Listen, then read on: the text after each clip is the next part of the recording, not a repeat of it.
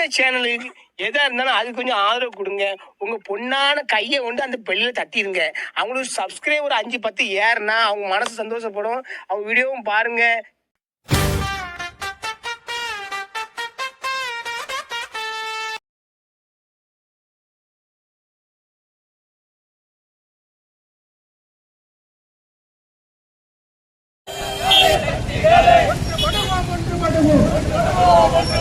துணை நிற்போம்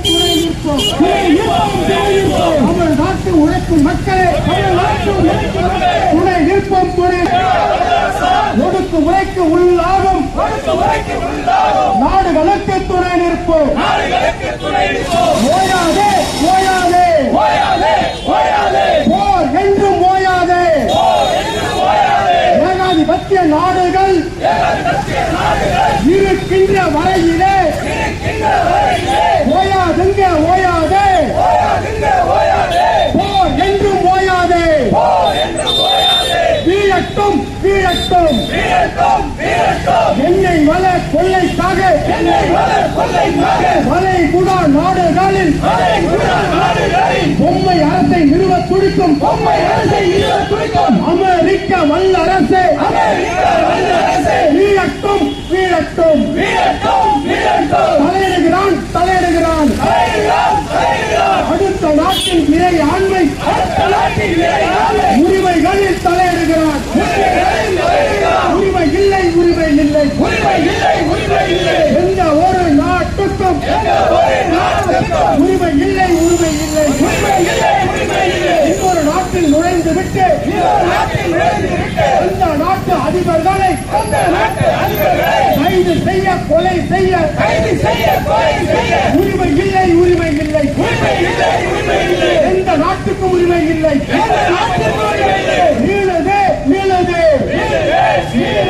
ஆனாலும் அமெரிக்காவில் ஆதிக்க கொலைக்கரங்கள் நீளுது. வெனிசுலா அதிபரை கைது செய்தது அமெரிக்கா. அடாவடித்தனமாக கைது செய்தது அமெரிக்கா. தன்னுடைய காலடியில் வெனிசுலா இருக்க வேண்டும் என்று பார்த்தது அமெரிக்கா. இஸ்ரேலும் அமெரிக்காவும் ஈரான் மீது லெபனான் மீது இன்று போரை நடத்துது. வீழட்டும் மரண வியாபாரி அமெரிக்கா. வீழட்டும் உலகத்தின் மரண வியாபாரி ஆயுத வியாபாரி அமெரிக்கா. வீழட்டும் துடிக்கிறான். தமிழ்நாட்டை ஆள்வதற்கு வரி ஏய்ப்பு நாயகன் நடிகன் விஜய் என்பவர் துடிக்கிறான். தகுதியற்றவன் அரசியலுக்கே தகுதியற்றவன். பாவை கொள்கை மீது மருத்துவ மணிகள் மீது குண்டு போடும் அமெரிக்காவை கண்டிக்க துப்பில்லாத நடிகன் விஜய் என்பவன் தமிழ்நாட்டு அரசியலுக்கே தகுதியற்றவன். துள்ளுகிறான். குறி முண்டம் எல்லாம் அரசியலே தெரியாமல் அமெரிக்காவில் நடக்கும் போதை திருவண்ணாமலையில் நின்று ஆர்ப்பாட்டம் செய்து விட்டால் அடங்கிடுமா என்று சொல்லி துள்ளுகிறான். உலகத்தின் பண மதிப்பு டாலராலே ஆகிப்போச்சு. டாலர் என்பதே கச்சா எண்ணெய் என்று ஆகிப்போச்சு. கச்சா எண்ணெய் எல்லாமே வளைகுடா நாட்டிலிருந்து யார் கையில் இருக்கிறதோ அவன்தான் உலகத்தின் பொருளாதாரத்தை தீர்மானிப்பான். இதுதான் அரசியல். அதனால்தான் அமெரிக்கா எண்ணெய் நாடுகளை தன் கையில் வைத்துள்ளான். உலா வருகிறான். உலகத்தின் பேட்டை ரவுடியாய் அமெரிக்கா உலா வருகிறான். உலகில் எங்கே போர் நடந்தாலும் பேருந்து ரயில் கட்டணம் விலைவாசி பெட்ரோல் விலை அத்தியாவசிய பொருள் விலை மாறாய் இனி உயரும். உலகத்தில் போர் நடந்தால் உனக்கோ எனக்கோ விலைவாசி உயர்த்திவிடும். உழைக்கின்ற நம் மக்களை பாதிக்கும். நிம்மதி இல்லை. உழைக்கும் மக்கள் நமக்கெல்லாம் அமெரிக்கா வீழும் வரை நிம்மதி இல்லை. ஒன்று படுவோம். ஜனநாயக ஒன்று படுவோம்.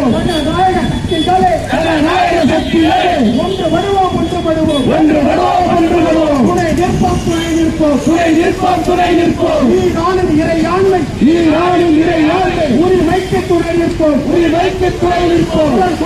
குரல் கொடுப்போம். அமெரிக்காவை எதிர்த்து ஒன்றுபட்ட குரல் கொடுப்போம். அன்பார்ந்த திருவண்ணாமலை நகரவாழ் மக்களே, வியாபாரிகளே, அனைவருக்கும் அனைத்து ஜனநாயக இயக்கங்கள் மற்றும் முன்னோக்கு கட்சிகள், இடதுசாரி கட்சிகளின் சார்பாக மாலை நேர வணக்கங்களை தெரிவித்துக் கொள்கிறோம். அமெரிக்கா, இஸ்ரேல், ஈரான் மீதான நடத்தக்கூடிய போரை கண்டித்து தற்பொழுது ஆர்ப்பாட்டம் துவங்குகிறது. இந்த ஆர்ப்பாட்டத்திற்கு தலைமையேற்று நடத்துமாறு மக்கள் ஜனநாயக குடியரசுக் கட்சியின் மாவட்ட செயலாளர் தோழர் கார்த்தி அவர்களை வருக என வரவேற்கிறேன்.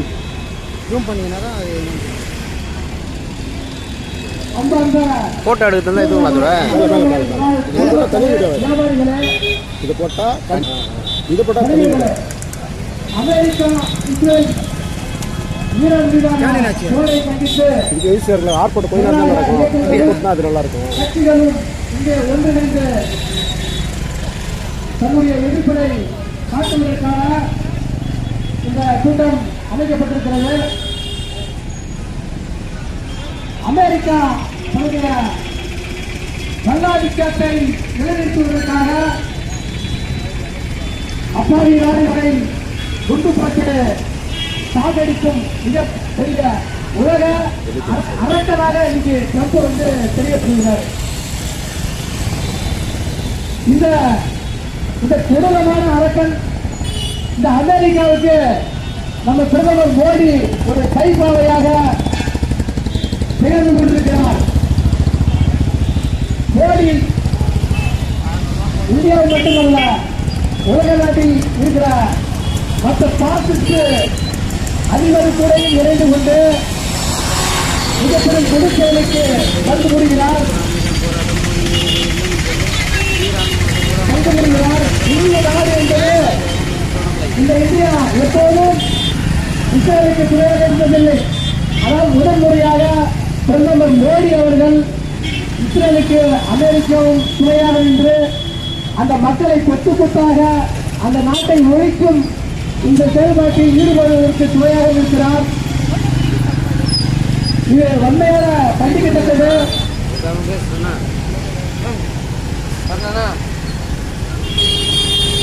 அடுத்ததாக தமிழக மக்கள் ஜனநாயக கட்சியினுடைய பொறுப்பாளர் உரையை ஆற்றுவார். தமிழ் நம்பர் இருக்குல்ல, அனுப்பிடுறோம். அவங்கள்ட்ட கஷ்டம் அவனுக்கு தெரியும். அவன் அதை தந்தான் க்ளீனாக ஆய்வு பண்ணி சொல்லுவான்.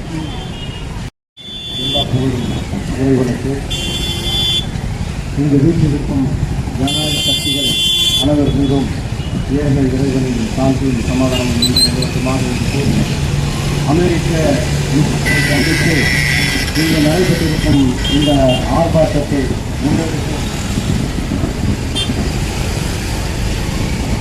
தோழர் பெருமக்களுக்கும் இந்த ஆர்ப்பாட்டத்திலே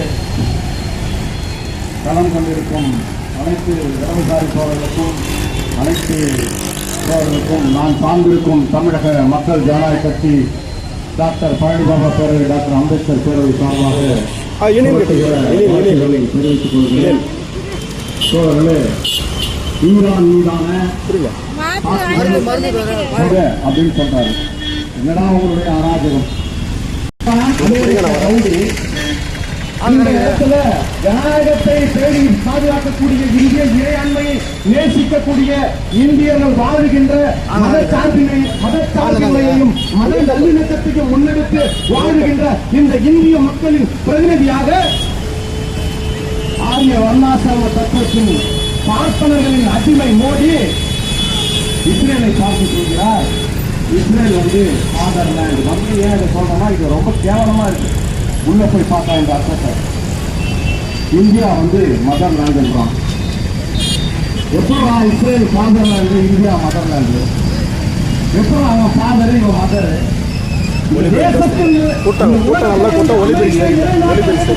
கோடிக்கணக்கான உயிர்கள் இந்த அளவில் ஒரே தேசம், இந்த தேசத்தை கூட ஒப்பிட்டு இஸ்ரேல் கூட ஒப்பிட்டு பேசுகிறார். கேள்வி கட்டவர்களே, அயோக்கியர்களே, மதவை அரசியல் செய்து சாதிகளை அரசியல் செய்து அயோக்கியர்களே, ஆரிய வர்ணாசிரம தத்துவத்தின் அடிமைகளே, இந்த தேசம் என்பது மனித குலத்தை காப்பதற்காக பல நூறு ஆண்டுகளாக போராடி கொண்டிருக்கும் தேசம் இந்த இந்திய தேசம். இந்த தேசத்துல மனித ஒற்றுமை, மத ஒற்றுமை நிலைநாடி இந்த தேசம் எங்கும் வாழுகின்ற பெரும்பான்மையான 95% மக்கள் இனல் பண்டிகளாய் வாழுகின்ற இந்த தேசம், இந்த தேசத்தை இஸ்ரேலோட ஒப்பிடுகின்றார் இந்த தேசத்தினுடைய பிரதமர் மோடி. அதை முதல்ல இந்த கூட்டத்தின் வாயிலாக, இந்த செங்கடி சோழர்கள் நடத்துகின்ற இந்த கூட்டத்தின் வாயிலாக நான் மோடிக்கு இந்த இடத்திலிருந்து மோடியை நான் பார்த்து கேட்கிறேன். முதல்ல இஸ்ரேலோடு இந்திய தேசத்தை ஒப்பிட்டதை நீ திரும்ப பெற வேண்டும் என்று இந்த கூட்டத்தின் வாயிலாக கேட்டுக்கொள்கிறேன். ஒட்டுமொத்த இஸ்லாமியர்களின் வாக்கை பெற்றுக்கொண்டு முதல் மந்திரியாகவும் பாராளுமன்ற உறுப்பினராகவும் இருக்கிற கார்த்திக் சிதம்பரம், அப்பா சிதம்பரம் முன்னாளுக்கு பேசுறாரு.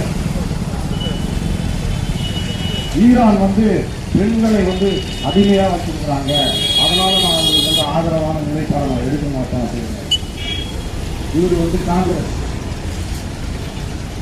காங்கிரஸ் என்ற போராளிகள் இருக்கக்கூடிய RSS கைப்பிடிதான் இவர்கள் இந்த மாதிரி நேரத்தில் தன்னுடைய கருத்துக்களை பதிகிறார். ஒரு நாடு, அந்த நாடு தன்னுடைய உரிமைக்காக போராடுது. அண்டை நாடு இவன் பாலஸ்தீனத்தை அடிக்கிறான்றதுனால தன்னுடைய கரத்தை அவன் உயர்த்துகிறான். அமெரிக்கா மிரட்டுகிறான். அவனை எதிர்த்து துப்புன்னு சொல்றதுக்கு உங்களுக்கு எல்லாம் நீங்க இந்த ஈரானை கொலை போடுறீங்க.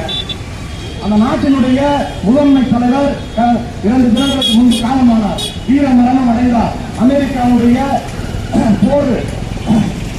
போர் சக்தி அவர்களை கொண்டு கொடுத்தார்கள். அவருடைய கடைசி வீடியோ வைரலாக இருக்கு. 84 வயசானது. இந்த வயசிலும் நான் தள்ளாத நிலையில் நான் ஏன் போராட வேண்டும் என்று நினைத்தால் மனித நேயம் மலர வேண்டும். அமெரிக்கா என்கின்ற ஒரு கொடுங்கோலனை நான் தொடர்ந்து எடுத்தேன் என்கின்ற ஒரு வரலாறு இருக்க வேண்டும் என்று சொல்லி அந்த வீரமாக அடைந்தார். அந்த நேரத்தில் நாங்கள் சார்ந்திருக்கும் அமைப்பின் சார்பாகவும் செங்கடி சேவைகளின் சார்பாகவும் என்னுடைய ஆழ்ந்த வீர முழக்கத்தை தெரிவித்து உடற்சார்பிற்கு நன்றி. தன்னுடைய கண்டனத்தை வன்மையாக கண்டித்த அம்சம் இழப்பவர்களுக்கு நன்றியை தெரிவித்துக் கொண்டு அடுத்து பொறுப்பாளர் ஜலாலுதீன் மந்தாய் அவர்கள் தன்னுடைய கண்டன உரையாற்றுவார்.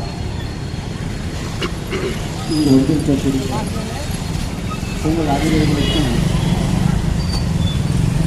சாந்தியுடைய சமாதானம் அல்ல சலாத்தை நமக்கு எனது உதவியை தோன்றுகிறது.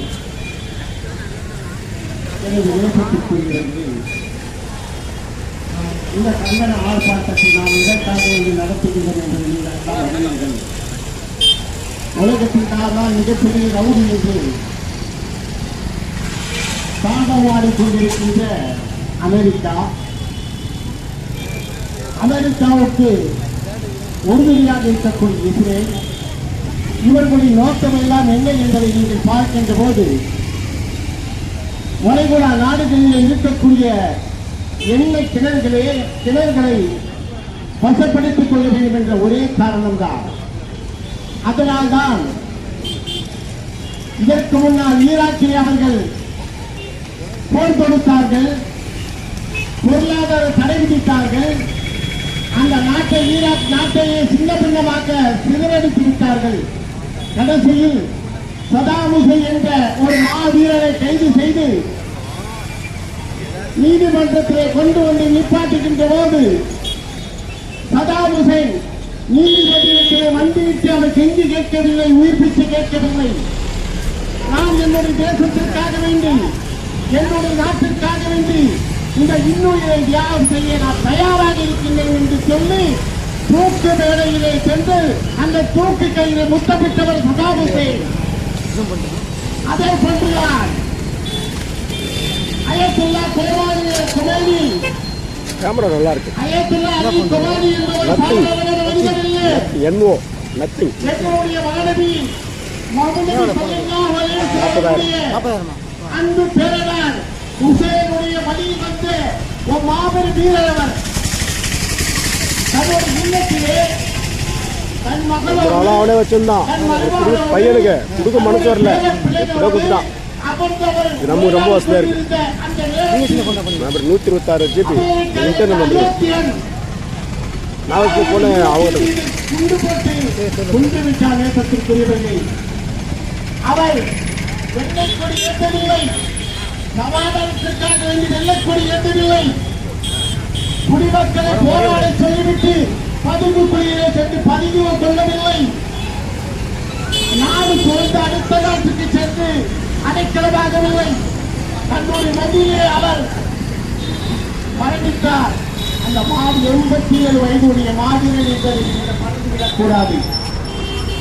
அவர் அடிக்கடி சொல்லுவார், என் இந்த உயிருக்கு மதிப்பில்லை, என்னுடைய இந்த உயிருக்கு மதிப்பில்லை, என்னுடைய வயதான இந்த உடலுக்கு மதிப்பில்லை. ஆனால் கட்டமைக்கப்பட்ட சமுதாயத்தினுடைய தலைவராக நான் இருந்து கொண்டிருக்கின்றேன். நான் இறைவன் அல்ல, நான் இறை தூதர் அல்ல, நான் உங்களுடைய தலைவன். ஆனால் தலைவன் என்பது யார் தெரியுமா? தலைவன் என்பது ஒரு வழிபோக்கன்.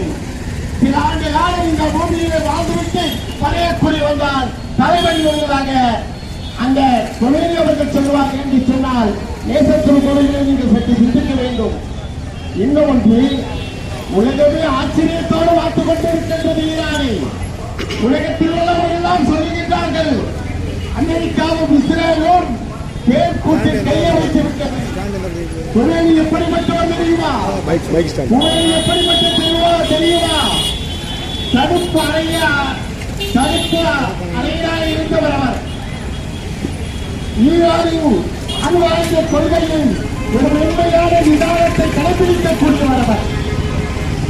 எல்லா இடத்திலே அவர் ஒரு பகவானை பார்க்க தீர்ப்பு இருக்கிறார். என்ன தெரியுமா? அணு ஆயுதங்களை தயார் செய்வது இஸ்லாம் கொள்கைக்கு அப்பாற்பட்டது. அவை மனிதர்களுடைய பேரழிவை ஏற்படுத்தக்கூடியது. அதனால் அணு ஆயுதங்களை நீங்கள் தயார்படுத்த வேண்டாம் என்பதாக அவர்கள் சொன்னார்கள். அதனால் அணு ஆயுதங்களை அதிகமாக அவர்கள் தயாரிக்கவில்லை. ஆனால் இன்று அவர்கள் சொல்லுகின்றார்கள், தடுப்பு அறையாக இருந்த எங்களுடைய தலைவரை நீங்கள் கொண்டு விட்டீர்கள். எங்களுக்கு இன்று தடுப்பான இல்லை, விதிகள் இல்லை. 2 நாடுகள் அணு ஆயுதங்களை தயாரிக்க துவங்கினால் உங்களுடைய நிலைமைகள் என்ன ஆகும் என்பதாக அந்த நாட்டினுடைய மக்கள் சொன்னார். குழந்தைகள் மீதும் பெண்களும் குழந்தைகளும் அதிகமாக இருந்து கொண்டிருக்கின்றார்கள். அவர் அதிரடி 6 3 ஒரு நேரம் 3 நேரம் ஆகுது. நல்லா இருக்கும்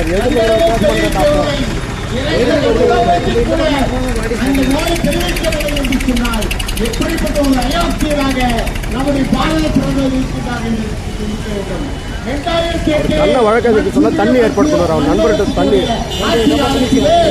உலகளவில் இப்படி தள்ளி கச்சா எண்ணெயை சுதந்திர சொத்து விலக்கி கொடுத்து உங்களுடைய வாழத்தை காப்பாற்றியவர் மோடி என்பதை மறந்து விடவேன் அவர்களை கேட்டுக்கொள்கிறேன்.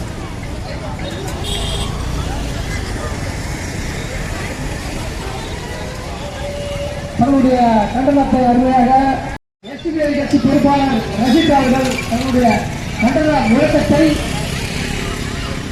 பதிவு செய்வார்.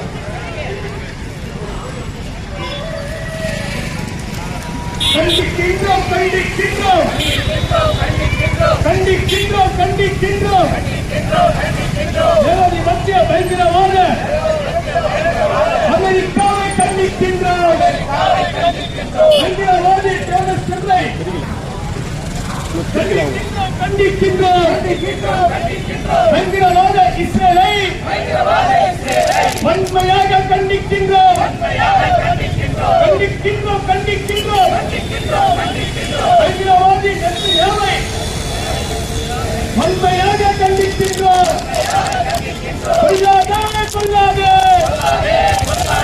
பள்ளியில் படிக்கும் பச்சை கொள்கை கொல்லாதே கொல்லாதே கொல்லாதே கொல்லாதே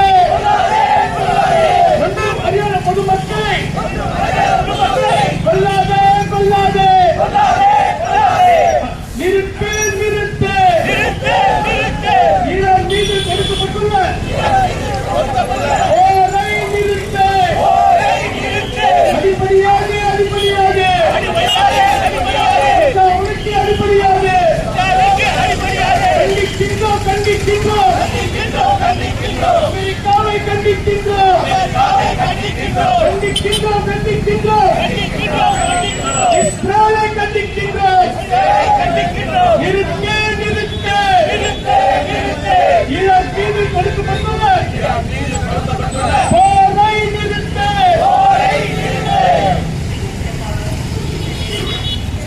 இந்திய அரசு இந்திய அரசு மனித உரிமை மீறல் தலையை தட்டிக்கால் தட்டிக்கால் உறுதியாக கடிதம் தெரிவி அப்பா உயிர்கள் போவதில் கண்டிக்காத கண்டிக்காத கண்டிக்கின்றோம் கண்டிக்கின்றோம். அமெரிக்காவை கண்டிக்கின்றோம் கண்டிக்கின்றோம் கண்டிக்கின்றோம். இஸ்ரேலை கண்டிக்கின்றோம். நிறுத்து நிறுத்து ஈரான் மீது நிறுத்து. கொல்லாதே கொல்லாதே பள்ளியில் படிக்கும் பச்சை குழந்தை கொல்லாதே கொல்லாதே. மண்டல துணை செயலாளர் தன்ராஜ் அவர்கள் தங்கள் கண்டன உரையாற்றுவார். மண்டல ஆர்ப்பாட்டத்தில் தலைமையேற்று நடத்துகின்ற அருமைத்தோழர் கார்த்தி அவர்களை திருவண்ணாமலையில் காமராஜர் சிலையில் அனைத்து இயக்கங்களும் ஒன்றிணைந்து அமெரிக்கா ஏகாதிபத்தியத்தை கண்டித்து கண்டன ஆர்ப்பாட்டம் நடைபெற்று கொண்டிருக்கிறது. இந்த ஆர்ப்பாட்டத்தில் பேசிய வழக்கறிஞர் தோழர் அமைச்சர் அவர்களை, எனக்கு முன்பாக பேசிய முக்கியக்கூடிய ரஷீத் தோழர் அவர்களை, எனக்கு பிறகு பேசுகின்ற மற்ற தோழர்கள் அனைவருக்கும் என் முதற்கொள் வணக்கம். இந்திய அரசு மௌனம் காத்துக் கொண்டிருக்கின்றது. ஒரு போர் நடைபெறுகிறது. இந்த போரில் இந்திய அரசு மௌனம் காக்கிறது. ஏன் இந்த மௌனம்? விலையை நிர்ணயம் செய்வது, கச்சா எண்ணெயை விலையை நிர்ணயம் செய்வது அமெரிக்கா ஏகாதிபத்தியம். அமெரிக்கா ஏகாதிபத்தியத்தோடு கை சேர்த்துக் கொண்டு இந்திய அரசு மௌனம் காக்கிறது. இந்த நாட்டுக்கு அவலம் இல்லையா? ஒரு இறையாண்மைக்கு எதிராக ஒரு நாட்டின் ஒரு கொடூரம் ஈரானில் நடந்து கொண்டிருக்கிறது, ஈராக்கில் நடந்து கொண்டிருக்கிறது. இந்திய அரசு மௌனம் காக்கிறது. இந்த மௌனத்திற்கு ஒட்டுமொத்த இயக்கமும் கண்டன குரல் எழுப்புகிறது. இந்த கண்டன குரல் எதற்காக? ஒட்டுமொத்த உலகமே அதிர்ச்சி போகிற அளவுக்கு அமெரிக்கா இஸ்ரேலுடைய ஏகாதிபத்தியத்தை கட்டுரைய வேண்டும். நாட்டுக்கு எதிராக செயல்படுகின்ற இந்த வன்கொடுமைகளை சாதாரண மக்களுக்காக, எளிய மக்களுக்காக அரசு அதிகாரத்தில் இருக்கின்ற மக்கள் கேவலமாக இருக்கிறார்கள். இது என்னவென்று ஒன்றுமே புரியவில்லை. இந்த ஆர்ப்பாட்டத்தின் வாயிலாக ஒற்றுமையோடு தோழமை கற்று ஒற்றுமையோடு வலிமையோடு கேட்டுக்கொள்கின்றோம். இந்த ஆர்ப்பாட்டம் வெல்க வெல்க வெல்க என இடம் சார்ந்தேன். நன்றி, வணக்கம். தலித் விடுதலை இயக்கம் மாநில பொதுச் செயலாளர் தலித் நதியா அவர்கள் கண்டன உரையாற்றுவார். இங்கு வெகு சிறப்பாய் நடைபெற்றுக் கொண்டிருக்கும் மாபெரும் கண்டன ஆர்ப்பாட்டத்திற்கு தலைமையேற்று நடத்திக் கொண்டிருக்கும் கார்த்திக் அவர்களே மற்றும் இந்த கண்டன ஆர்ப்பாட்டத்தில் கலந்து கொண்டிருக்கும் அனைத்து கள போராளிகளே, உங்கள் அத்தனை பேருக்கும் நான் சார்ந்திருக்கும் தலித் விடுதலை இயக்கத்தின் சார்பாக எனது மாலை வணக்கத்தை தெரிவித்துக் கொள்கிறேன். தோழர்களே, ஈரானில் தொடர்ந்து இந்த ஒரு வார காலமாக பார்த்துக் கொண்டிருக்கிறோம். கொத்து கொத்தாக மக்கள் மாண்டு கொண்டிருக்கிறார்கள். என்ன காரணம்? ஒரு உலக நாடுகளிலே நான் தான் பெரிய ஆள் என்று ட்ரம்ப் அவர்கள் தன்னிச்சையாக அனைத்து நாடுகளிலும் ஆலோசனை கேட்காமலும் தன்னிச்சையாக முடிவெடுத்து அமெரிக்கா அவர்களோடு இணைந்து இஸ்ரேலும் இப்படிப்பட்ட கொடும் செயலை செய்து கொண்டிருக்கிறது. தலித் விடுதலை இயக்கம் வன்மையாக கண்டிக்கின்றோம். இந்த மாதிரி செயல்களுக்கு துணை போகும் இந்தியா பிரதமர் நரேந்திர மோடி அவர்களை இந்த கண்டனத்தின் வாயிலாக வன்மையாக கண்டிக்கின்றோம். குழந்தைகள் மட்டுமில்ல, பெண்கள் மட்டுமில்ல, கொத்து கொத்தாக காயங்களும் செத்து மடிகிறார்கள். எத்தனை குழந்தைகள் படுகாயத்தோடு கதறி அழுகிற காட்சியை பார்க்கும்போது நிம்மதியாக தூக்க கூட வரல. அப்போ ஒரு இறக்கமற்ற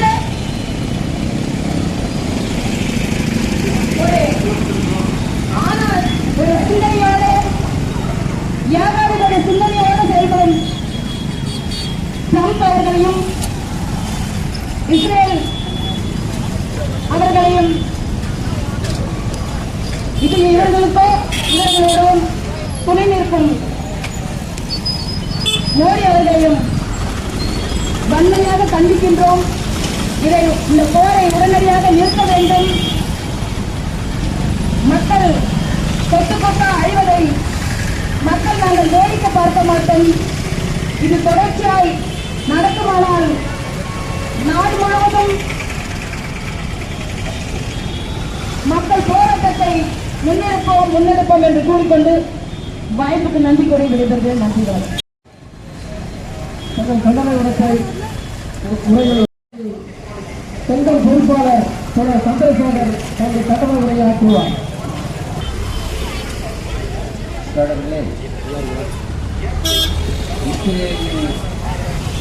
அதாவது தனம் எது கேட்டாலும் அந்த குழந்தைகளை படுத்தான். பாலஸ்தீன் மீது நடந்த போதிலே பார்த்தீங்கன்னா அதிகமாக யாரை புரிஞ்சு கொலை பண்ணுறாங்கன்னா மற்ற குழந்தைகளை தான். அதேமாரி ஈரான் மீது அவங்க கவி சுமத்தத்தை என்னன்னா பெண்கள் உரிமை இல்லை அப்படின்னு சொல்லலாம். ஆனால் பெண் குழந்தைகள் படிக்கிற ஆரம்ப பள்ளினா பார்த்தீங்க என்ன வயசு இருக்குது, 10 வயசு குழந்தைகளுக்குள்ளே தான் இருக்கும். அந்த வயசு குழந்தைகள் மீது பெண் குழந்தைகள் மீது குண்டு போட்டு கிட்டத்தட்ட 200 குழந்தைகள் பண்ணியிருக்காங்க. ஆனால் அந்த கல்வி கொடுத்துருக்காங்கன்றதுக்கு அடையாளமே இதுதான், அந்த பள்ளி நடத்துகிறாங்க அப்படி இருக்கு. ஆனால் இவங்க போய் சொல்கிறாங்க நாடுகள்லாம் பெண்களுக்கு சமத்துவம் இல்லை, பெண்கள் கல்வி மறுக்கப்படுது அப்படிங்கிறோம். ஆனா அங்க குண்டு பட்டு ஒரு இளம் குழந்தைகள் மீது குண்டு போட்டுக்கலாம், அது பெண் குழந்தைகள் எங்க குழந்தைகள் செத்து மறைஞ்சிருக்கு. அதுக்கு ஆதரவாக அமெரிக்கா இருக்கிறது. அந்த அமெரிக்காவை கேட்கா என்ன பதில் சொன்னாங்கன்னா, ஈரான் மீது குண்டு போட்டோம், அதுக்கு அடுத்தது ஈரான் வந்து அமெரிக்கா தளத்தின் மீது குண்டு போடும், அதனால நாங்கள் அடித்தோம். இவங்க முன்கூட்டி ஜாதகம் பார்க்க முடியும், அந்த ஜாதகத்தை இவங்க சொன்ன மாதிரியே முன்கூட்டியே பேசுறாங்க. அது ஒரு பதில் சொல்றாங்க. அப்புறம் அப்பட்டமான தேவையான பத்திரமான ஒரு குழந்தை அவங்க போய் படிக்கிறாங்க. காரணம் என்ன? அமெரிக்கா காரணம் என்னன்னா, இதுவரைக்கும் அமெரிக்கா எதிரியின் கடைக்கு ஒரு துருக்கியும் இழந்ததில்லை, ஒரு சிப்பாயை கூட இழந்ததில்லை. காரணம் என்னன்னா, எந்த எதிரி பணியும் அமெரிக்கா மீது தாக்குதல் நடத்தியதில்லை. இது இந்த உலக வரலாற்றில் ஒரு போய் அவருக்கு சந்தித்ததில்லை. இவங்க எட்டு கொண்டு போட்டிருப்பான், அவன் மீது யாரும் தாக்குதல் நடத்துறா, அதனால அவனுக்கு ஏற்று அவனுக்கு அந்த பயம் இல்லை. ஆனா இப்பதான் முதல்ல ஒரு எதிரி எதிர்த்து அடிக்கக்கூடிய இடத்துல அடிச்சிருக்கிறோம். ஈரான் அவன் எதிர்த்து அடிக்கிறான். இப்ப கொத்து கொத்தா இவனும் சாப்பிடறான், அவனும் சாப்பிடறான். இவனும் 500 பேருக்கு நான் செத்துக்கிறான். இப்பதான் அந்த அடி பயம் தெரிஞ்சு, இந்த பயம் இரண்டாவது முறையும் தெரிஞ்சிருக்கோம். ரஷ்ய கம்யூனிஸ்ட் கட்சிய செம்படை காவலர்கள் அந்த கருத்து நிறுத்தினாங்க, அமெரிக்காவுக்கு சாவு வராத, அவர்களுக்கு அடிபடாத எல்லா உலகத்துல தமிழ் விட்டுருந்தாக்கா அமெரிக்கா ஹைஜெட் அடிச்சிருக்கோம். அமெரிக்காவின் அழிவுகாலம் நெருங்கி இருக்கிறது. ஆகவேதான் அவன் நீங்கள் போர் வெறியோட தலைமையில நடத்தி இருக்கிறான். நண்பர்களே, முதலாளித்துவம் எல்லோரு அறியும் அதன் காரணம் சொன்னது என்னன்னா, உற்பத்தி உறவுக்கும் உற்பத்தி சக்திக்கும் உள்ள முரண்பாடு முக்கினா தானாலே முதலாளித்துவம் அழியும். அந்த முரண்பாடு முக்கிச்சு அப்படின்னாரு. ஆனா முதலாளி மற்ற நாட்டில் நடக்கும் பார்த்தோம். ஆனா முதலாக முதலாளித்துவம் அழிவு பார்த்து அமெரிக்கா அப்படி தெரிவிக்கப்பட்ட விடுதலை. நன்றி, வணக்கம்.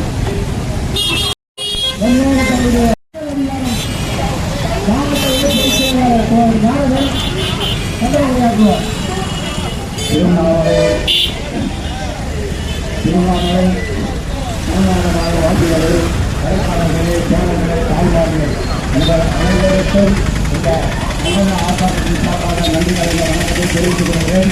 மக்கள் அதிகார சார்பாக நன்றி கலந்த வணக்கத்தை தெரிவித்துக் கொள்கிறேன். கண்டன ஆர்ப்பாட்டத்திற்கு தலைமை பொறுத்து வைத்திருக்கும் தோழர் கார்த்திக் அவர்களுக்கும் தோழமை கட்சி தோழர் அத்தனை தேர்தலுக்கும் இந்த மக்கள் அதிகார சார்பாக நன்றி கலந்த வணக்கத்தை தெரிவித்துக் கொள்கிறேன். இந்த கண்டன ஆர்ப்பாட்டம் அமெரிக்காவுக்கும் இஸ்ரேலுக்கும் ஈரானுக்கும் தோட்ட சண்டைக்காக இந்த கண்டன ஆர்ப்பாட்டம் நடக்கிறது. இந்த அமெரிக்கா என்றவன் ரவுடி, அவன் சாரு. இஸ்ரேலு அமெரிக்காவும் சேர்ந்துக்கிட்டு ஈரான் அடிக்கிறான். எதுக்கு அடிக்கிறான்? எண்ணெய் கொள்ள அடிக்கிறதுக்கு அடிக்கிறான். ஏன்னா இன்றைக்கு இருக்கிற நிலைமையில அவங்க குண்டு போடுறான். இப்போ பெட்ரோல் டீசல் விலையெல்லாம் அதிகமா ஏறப்படுது. அப்போ இந்த இந்தியா அரசாங்கம் என்ன செய்யணும்? அந்த சண்டைக்கு நிற்கணும். இவர் இப்ப யாரு மோடி போடும்போது போயிட்டு என்ன பண்ணாரு? இவர் போன சண்டை தெரியல. போட்டாரு. இந்த சண்டை இந்த கண்டன ஆர்ப்பாட்டம் இந்த நம்ம இந்திய மோடி அவர்கள் போயிட்டு அமெரிக்காவில் பேசி இந்த சண்டையை நிறுத்த வேண்டும் என்று மக்கள் அதிகாரம் சார்பாக நன்றி கலந்த வணக்கத்தை தெரிவித்துக் கொண்டு இந்த உரையை முடித்துக் கொள்கிறேன். நன்றி, வணக்கம். அடுத்து அவருடைய கருத்தை பதிவு செய்தார். வேளாண்மை சிந்தனையும் கர்நாடகத்துக்கு எதிரான செயல்பாடுகள் எங்கெல்லாம் நடந்திருக்கிறதோ அப்போதெல்லாம் இந்திய நாட்டில் எந்த மாநிலத்தில் அதற்கான எதிராக ஒரு கேள்விக்குறி. ஆனால் தமிழகத்தில் எந்த சர்வாதிகார போக்குக்கும் எந்த ஒரு அடக்குமுறைக்கும் எந்த ஏவாதிபத்திய எந்த செயல்பாட்டுக்கும் தமிழ்நாட்டில் வருகிறோம். அப்படி இந்த அமெரிக்கா இஸ்ரேல் கூட்டாக சேர்ந்து கொண்டு ஈரான் மீது நடத்துகிற இந்த தாக்குதலை கண்டித்து தோழர் மக்கள் ஜனநாயக குடியரசு கட்சியினுடைய மாவட்ட செயலாளர் கார்த்திக் அவர்கள் ஒருங்கிணைத்திருக்கக்கூடிய இந்த ஆர்ப்பாட்ட நிகழ்ச்சி 20 கூட்டமைப்புகள் ஒன்று சேர்ந்து அமெரிக்க இஸ்ரேலுடைய செயல்பாட்டை வன்மையாக கண்டிக்கிறது.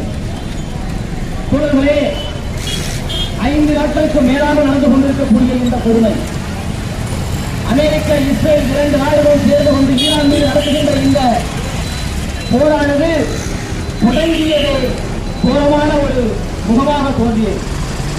பெண் குழந்தைகள் படிக்கின்ற எலிமெண்டரி ஸ்கூல், அங்குதான் ஏவுகணைகளை ஏறிவிட்டு 40க்கும் மேற்பட்ட பெண் சிசுக்களை கொன்றார்கள். அங்கிருந்து குழு ஆரம்பிக்கிறது. சுமார் 1000 இறப்புகள் பெண்கள் குழந்தைகள் என்று ஈரான் இழந்திருக்கிறது.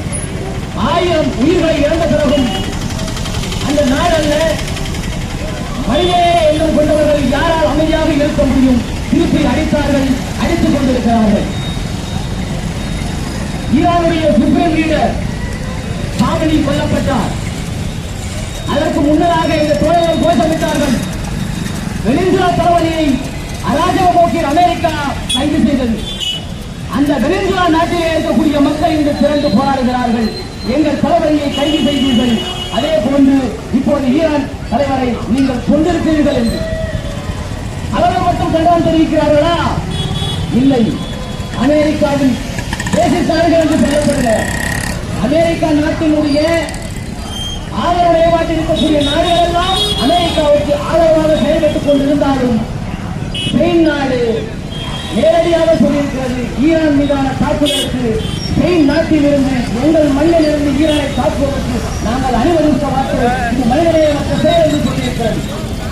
அன்பு தோழர்களே, இப்படி உலக நாடுகள் முழுவதும் வன்மையான கண்டனங்களை ஒருபுறம் பதிவு செய்து கொண்டிருக்கிறார்கள். அதே வேளையில் இங்கே காமராஜர் சிலை அருகே நாம் 20 பூஜைக்கள் ஒன்று சேர்ந்து நம் சார்பிலும் இந்த வன்மையான கண்டனங்களை பதிவு செய்து கொண்டிருக்கின்றோம். தலைவர்களையும் தலைமை கட்டுப்பாடுகளையும் தலைமை கட்டமைப்பையும் தகர்ப்பது இது மேற்கத்திய வாணி, இது மேற்கத்திய வாணி, இது மேற்கத்திய திமிர், அமெரிக்க ஏகாதிபத்தியத்துடைய வழக்கமான செயல். இதை மரபுபாண்டிய வரலாறில் இருந்து தமிழீழ வரலாறு வரை நாம் அனுபவித்திருக்கிறோம். வழிகளாக ஈரத்திலே அப்படித்தான் செய்தார்கள்.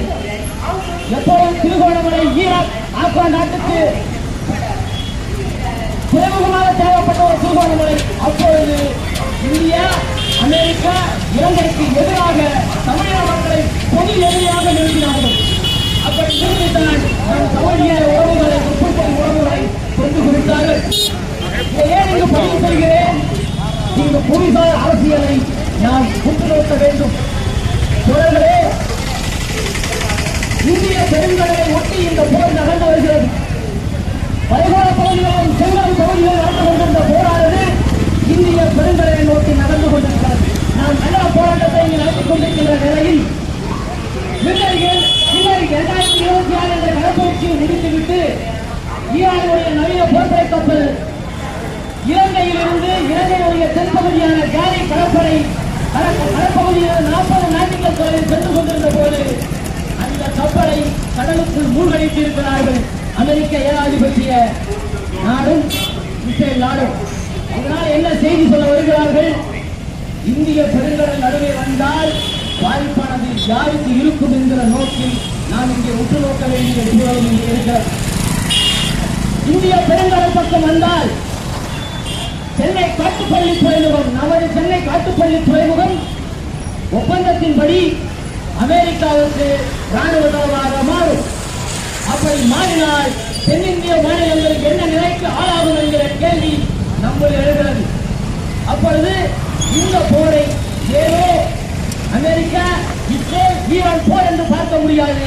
இதன் மூலம் ஈழத்தில் நடந்த நிலை நாளை தென்னிந்திய மாநிலங்களான நமக்கும் ஏற்படுமா என்கிற அச்சம் நமக்கு எழுகிறது என்று சொல்கிறார்கள் அறிஞர்களும் வல்லுநர்களும். இவ்வளவும் பேசியாச்சு. இந்திய அரசு என்ன சொல்லுது? மோடி அரசு என்ன சொல்லுது? மோடி அரசு இஸ்ரேலுடன் கைகுலுக்குகிறார். இஸ்ரேலிடம் மோடி கைகுலுக்கியதனுடைய நிலை இன்று சீனாவுக்கும் பாகிஸ்தானுக்கும் ஈரானுக்கும் எதிராக இந்தியாவை நிறுத்தியிருக்கிறார்.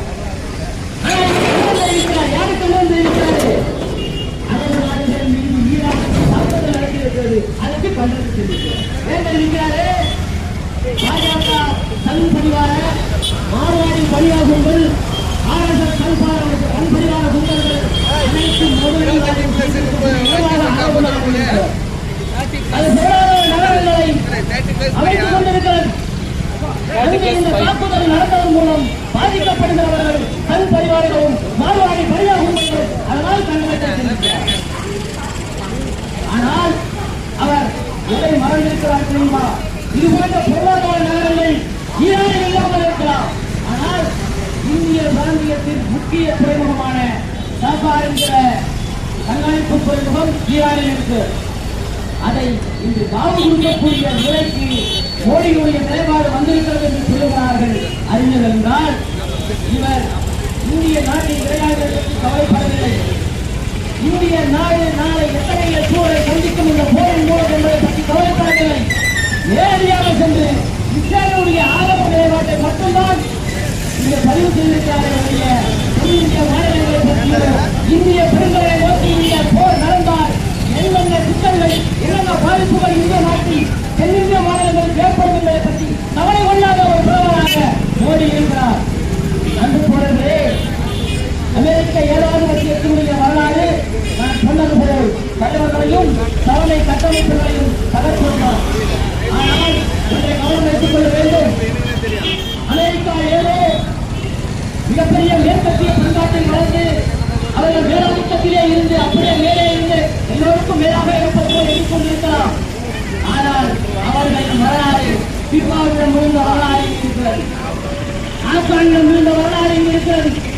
இயற்கையுடன் விழுந்த வரலாறு இங்கு இருக்கிறது. மேற்கத்திய கலாச்சாரத்தை பின்பற்றுகிற இந்த அமெரிக்க இஸ்ரேல் உடனடியாக இந்த போரை நிறுத்திக் கொள்ள வேண்டும். ஐநா இதில் உடனடியாக தலையிட வேண்டும். ஒரு தமிழ் நாட்டு அதிபரை கொண்டிருக்கிறது. ஒரு தமிழ் நாட்டு அதிபரை கைது செய்கிறது. ஏதேனும் அந்த குற்றங்கள் நிரூபிக்கப்பட்டிருக்கிறதா? ஆனால் அராஜக போட்டி இந்த போட்டை தொடர்ந்து செய்து கொண்டிருக்கிறார். எளியவர்களை கொலை செய்வது, தொடர்ந்து தலைவர்களையும் தளபதிகளையும் கொலை செய்வது என்ற போட்டி வன்மையாக கண்டிக்கத்தக்கது. ஆகவே இந்த போர் உடனடியாக நிறுத்தப்பட வேண்டும் என்கிற கண்டனத்தை அழுத்தமாக பதிவு செய்ய வேண்டிய சூழலில் இருக்கிறது. ஐநா உடனடியாக இந்த அமெரிக்க ஏகாதிபத்திய இஸ்ரேல் நிலைப்பாட்டை இங்கே தடுத்து நிறுத்த வேண்டும். தொடர்ந்து ஈரான் ஏதோ அமைதியாக இருக்கிறது என்று எண்ண வேண்டாம். சீக்ரெட் நியூக்ளியர் ஃபெசிலிட்டி, அதாவது இஸ்ரேல் இதுவரையில் சீக்ரெட் நியூக்ளியர் ஃபெசிலிட்டி இருக்கிறதா என்கிற கேள்விக்கு பதில் சொல்லவில்லை. நெவர் அக்செப்டட் லெவல் செய்து கொள்ள வேண்டும். அவர்கள் ஏற்றுக்கொள்ளவில்லை, மறுக்கவும் இல்லை. அப்போது காரணம் என்ன? ஈரான் இப்போ சொல்லியிருக்காங்க, சில மணி நேரங்களுக்கு முன்னால் சொல்லியிருக்கிறார் அந்த நியூக்ளியர் ஃபெசிலிட்டி நாங்கள் தரப்போம் என்று எச்சரித்திருக்கிறார். என்றால் இஸ்ரேல் ஆடி போயிருக்கிறது. அமெரிக்க ஏகாதிபத்தியத்துக்கு சவால் விடுத்திருக்கிறது ஈரான். இந்த நிலை நீடித்தால் அமெரிக்க ஏகாதிபத்தியம் தீவிரம் இருந்தது போல, வியட்நாம் இருந்தது போல, ஆப்கானிஸ்தான் இருந்தது போல ஈரானிடமும் அமெரிக்க ஏகாதிபத்தியம் விழுந்தது என்பதை வரலாறு பதிவு செய்யும் என்று சொல்லி நன்றி கூறுகிறேன். நன்றி. அடுத்து மக்களிடம் கற்போம் ஒரு வழக்கறிஞர் கண்ணன் அவர்கள் கண்டன உரையாற்றுவார். அன்பார்ந்த இந்த நிகழ்வின் ஏற்பாட்டாளர்களே, பங்கேற்பாளர்களே, திருவண்ணாமலை வாழ் பொதுமக்களே, இந்த அனைவருக்கும் மாலை வணக்கம். இந்த அமெரிக்க இஸ்ரேல் ஈரான் மீதான தாக்குதலை கண்டித்து இங்கே நடக்கும் இந்த ஆர்ப்பாட்டம் பெரும்பான்மையான மக்களுக்கு இந்த கம்யூனிஸ்ட் கட்சிக்காரங்க முற்போக்கு இயக்கங்கள் எங்கேயாவது வெளிநாட்டில் போராட்டம் போர் நடந்தா அதை கண்டித்து அவருக்கு போராட்டம் நடத்துறது தான் வேலைங்கிற மாதிரி பேசிக்கிறாங்க. நான் இந்த நிகழ்வை இந்த போராட்டத்திற்கான பதிவை வழக்கறிஞருக்கான வாட்ஸ்அப் குரூப்பில் போட்டப்போ அதற்கான வாட்ஸ்அப் குரூப்பில் இருக்கிற வழக்கறிஞர் சகோதரர்கள் கிளம்பிட்டாங்கப்பா, கிளம்பிட்டாங்க, கம்யூனிஸ்டுகள் கிளம்பிட்டாங்க அப்படின்ற பின்னூட்டமாக நம்பர்கள் பதிவு போடுறாங்க. இப்போ இதுல இருந்து அவங்களுக்கு என்ன தெரியல அப்படின்னா, இந்த போர் எப்படி வந்து இந்தியாவில் இருக்கிற இந்தியாவின் கடைகோடியில் இருக்கிற நகரங்கள்ல கிராமங்களில் இருக்கிற மக்களை பாதிக்குது, அதற்கு எதிரணியாற்றணும் அப்படின்ற விஷயங்கள்லாம் டபுள் டிகிரி படித்த வழக்கறிஞருக்கே தெரியல. அப்படி இருக்கிற நிலையில சாதாரண உழைக்கும் மக்களுக்கோ, தொழிலாளிகளுக்கோ, விவசாயிகளுக்கோ, கடை வியாபாரிகளுக்கோ, பாவசாலிகளுக்கோ எப்படி தெரிய போகுது? ஆனால் நாம் அதை விளக்கும் விதமாக தான் இந்த ஆர்ப்பாட்டத்தை நடத்திட்டு இருக்கிறோம். இதில் இந்த போர் தொடர்ந்து ஒன்று உலகம் முழுக்க போராட்டங்கள், போருக்கு எதிரான போராட்டங்கள் அங்கங்கே நடந்துட்டு வர்றதை நம்ம எல்லாம் பார்க்கிறோம். குறிப்பா சொல்லணும்னா 80% அமெரிக்க மக்கள் இந்த போருக்கு எதிராக எதிர்வினை ஆற்றுறாங்க. அமெரிக்காவிலே போருக்கு எதிராக போராட்டம் நடக்குது. அதை தாண்டி வளைகுடா நாடுகளில் முஸ்லிம் மக்கள் வாழும் நாடுகள்லாம் போராட்டம் நடக்கிறது நாம் பார்த்துருக்கிறோம். பாகிஸ்தான்ல பார்க்க போனா அமெரிக்காவோட தூதரகத்தை அந்த மக்கள் அடித்து நொறுக்கி அதில் துப்பாக்கி சூடு ஏற்பட்டு 8க்கும் மேற்பட்டோர் இருந்ததா சொல்றாங்க. அது அபிஷியலான தகவல். அன்அபிஷியலா 50க்கும் மேற்பட்ட நபர்கள் பாகிஸ்தானில் செத்ததா புள்ளி விவரங்கள் சொல்லுது. அதை தாண்டி உலகம் முழுக்க இந்த போருக்கு எதிரான போராட்டங்கள் தீவிரமாக நடக்குது. அந்த போராட்டங்களின் தொடர்ச்சியாகத்தான் இங்கே இந்த போராட்டங்கள்லாம் இந்தியாவில் நடக்குது. குறிப்பாக தமிழகத்தில் பல போராட்டங்கள் நடக்கிறத நம்ம பார்க்குறோம். இப்போ ஈரான் நாட்டை பொறுத்தளவுக்கு நாம் இந்த போராட்டத்தை நடத்தும் போது RSS பிஜேபி பின்புலம் உள்ளவர்கள் ஒரு சில பின்னூட்டங்களை போட்டிருக்கிறாங்க. அதை பார்க்க போனா ஈரான் கம்யூனிஸ்ட் நாடா, அங்கே வந்து பெண்களை ஒடுக்கிறாங்க, அங்கே வந்து மத பழமைவாதங்கள் இருக்குது. மத பழமைவாதிகள் வந்து மத கட்டளையை நிறைவேற்ற சொல்றாங்க. தூக்கு தண்டனை இருக்குது. அங்கேயே மக்களை நடுவீதியில தூக்கி தண்டனை கொடுக்கிற விஷயங்கள்லாம் இருக்குது. இந்த நாட்டில் நடக்கிற பழமைவாதங்களுக்கு எதிராக போர் நடக்குது. அதை எப்படி போய் தட்டி கேட்கலான்ட்டு அந்த RSS பிஜேபி நண்பர்கள் பின்னூட்டமாக போடுறாங்க.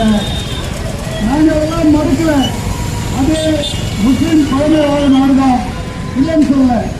ஆனாலும் உலகத்தின் ஒற்றை துருவ ஆட்சியை நடத்திருக்கிற ஏகாதிபத்தியத்தின் தலைமை பீடமாக இருக்கிற அமெரிக்காவை அந்த ஈரான் நாடு கடந்த 40 ஆண்டுகளாக சமரச நிலையில் ஏற்றி நிற்கிறது. எங்கெல்லாம் அமெரிக்கா ஆக்கிரமிப்பு போட்டிருக்கிறதோ, எங்கெல்லாம் எண்ணெய் வளங்களை, கனிம வளங்களை கொள்ளையிடறதுக்காக அவங்க போர்களை கொடுக்கிறாங்களோ, அங்கெல்லாம் ஈரான் துணிச்சலாக அந்த நாடுகளுக்கு, பாதிக்கப்படும் நாடுகளுக்கு ஆதரவாக நிற்கிறாங்க.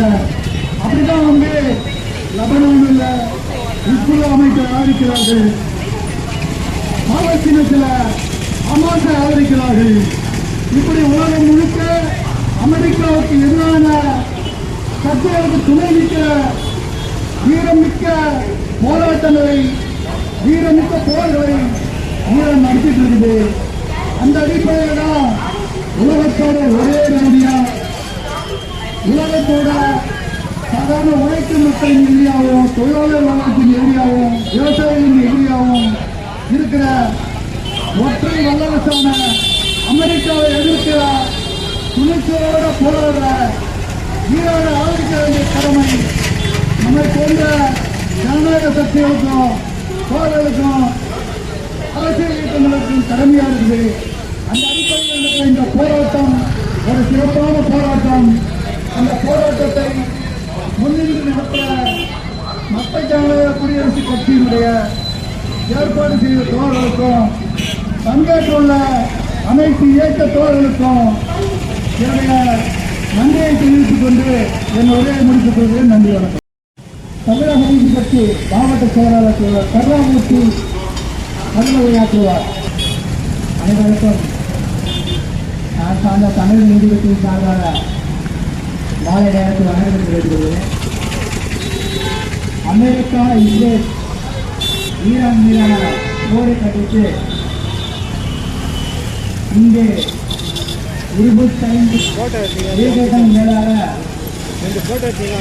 அனைத்து தோழர்கள் கட்சிகளும் சேர்ந்து மாபெரும் கண்டனத்தை பதிவு செய்து கொண்டிருக்கிறோம். போர்டு வாசிக்கிறாங்கல்ல 100 வருஷம் ஆச்சுன்னா யார் நம்ம அமெரிக்கா ஏகபட்சியாக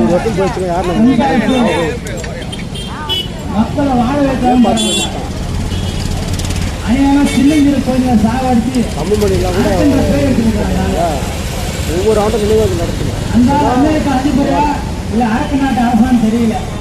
இன்னைக்கு நினைவு நாள் அவருக்கு. ஒரு மழை செல்வங்கள் தான் என்ன வந்து தெரியாம வாழ்ந்து வளம் வரக்கூடிய சூழ்நிலை ஆரம்ப பள்ளியில போய் கொண்டு டிஎம்கே கொடி வந்துருக்கு.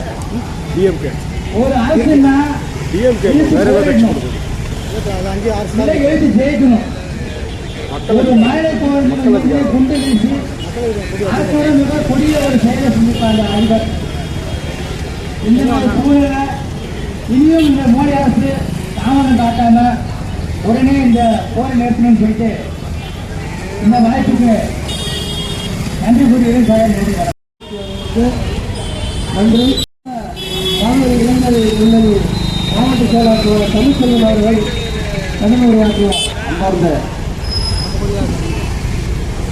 அன்பார்ந்த உழைக்கும் மக்களே, திருவண்ணாமலை நகரவாழ் வணிகர்களே, வியாபாரிகளே, அனைவருக்கும் புரட்சிகர மாணவர் இளைஞர் முன்னணியின் சார்பாக மாலை நேர வணக்கங்களை தெரிவித்துக் கொள்கிறோம். அமெரிக்கா, இஸ்ரேல், ஈரான் மீதான போரை கண்டித்து தற்பொழுது ஆர்ப்பாட்டம் நடைபெற்றுக் கொண்டிருக்கிறது.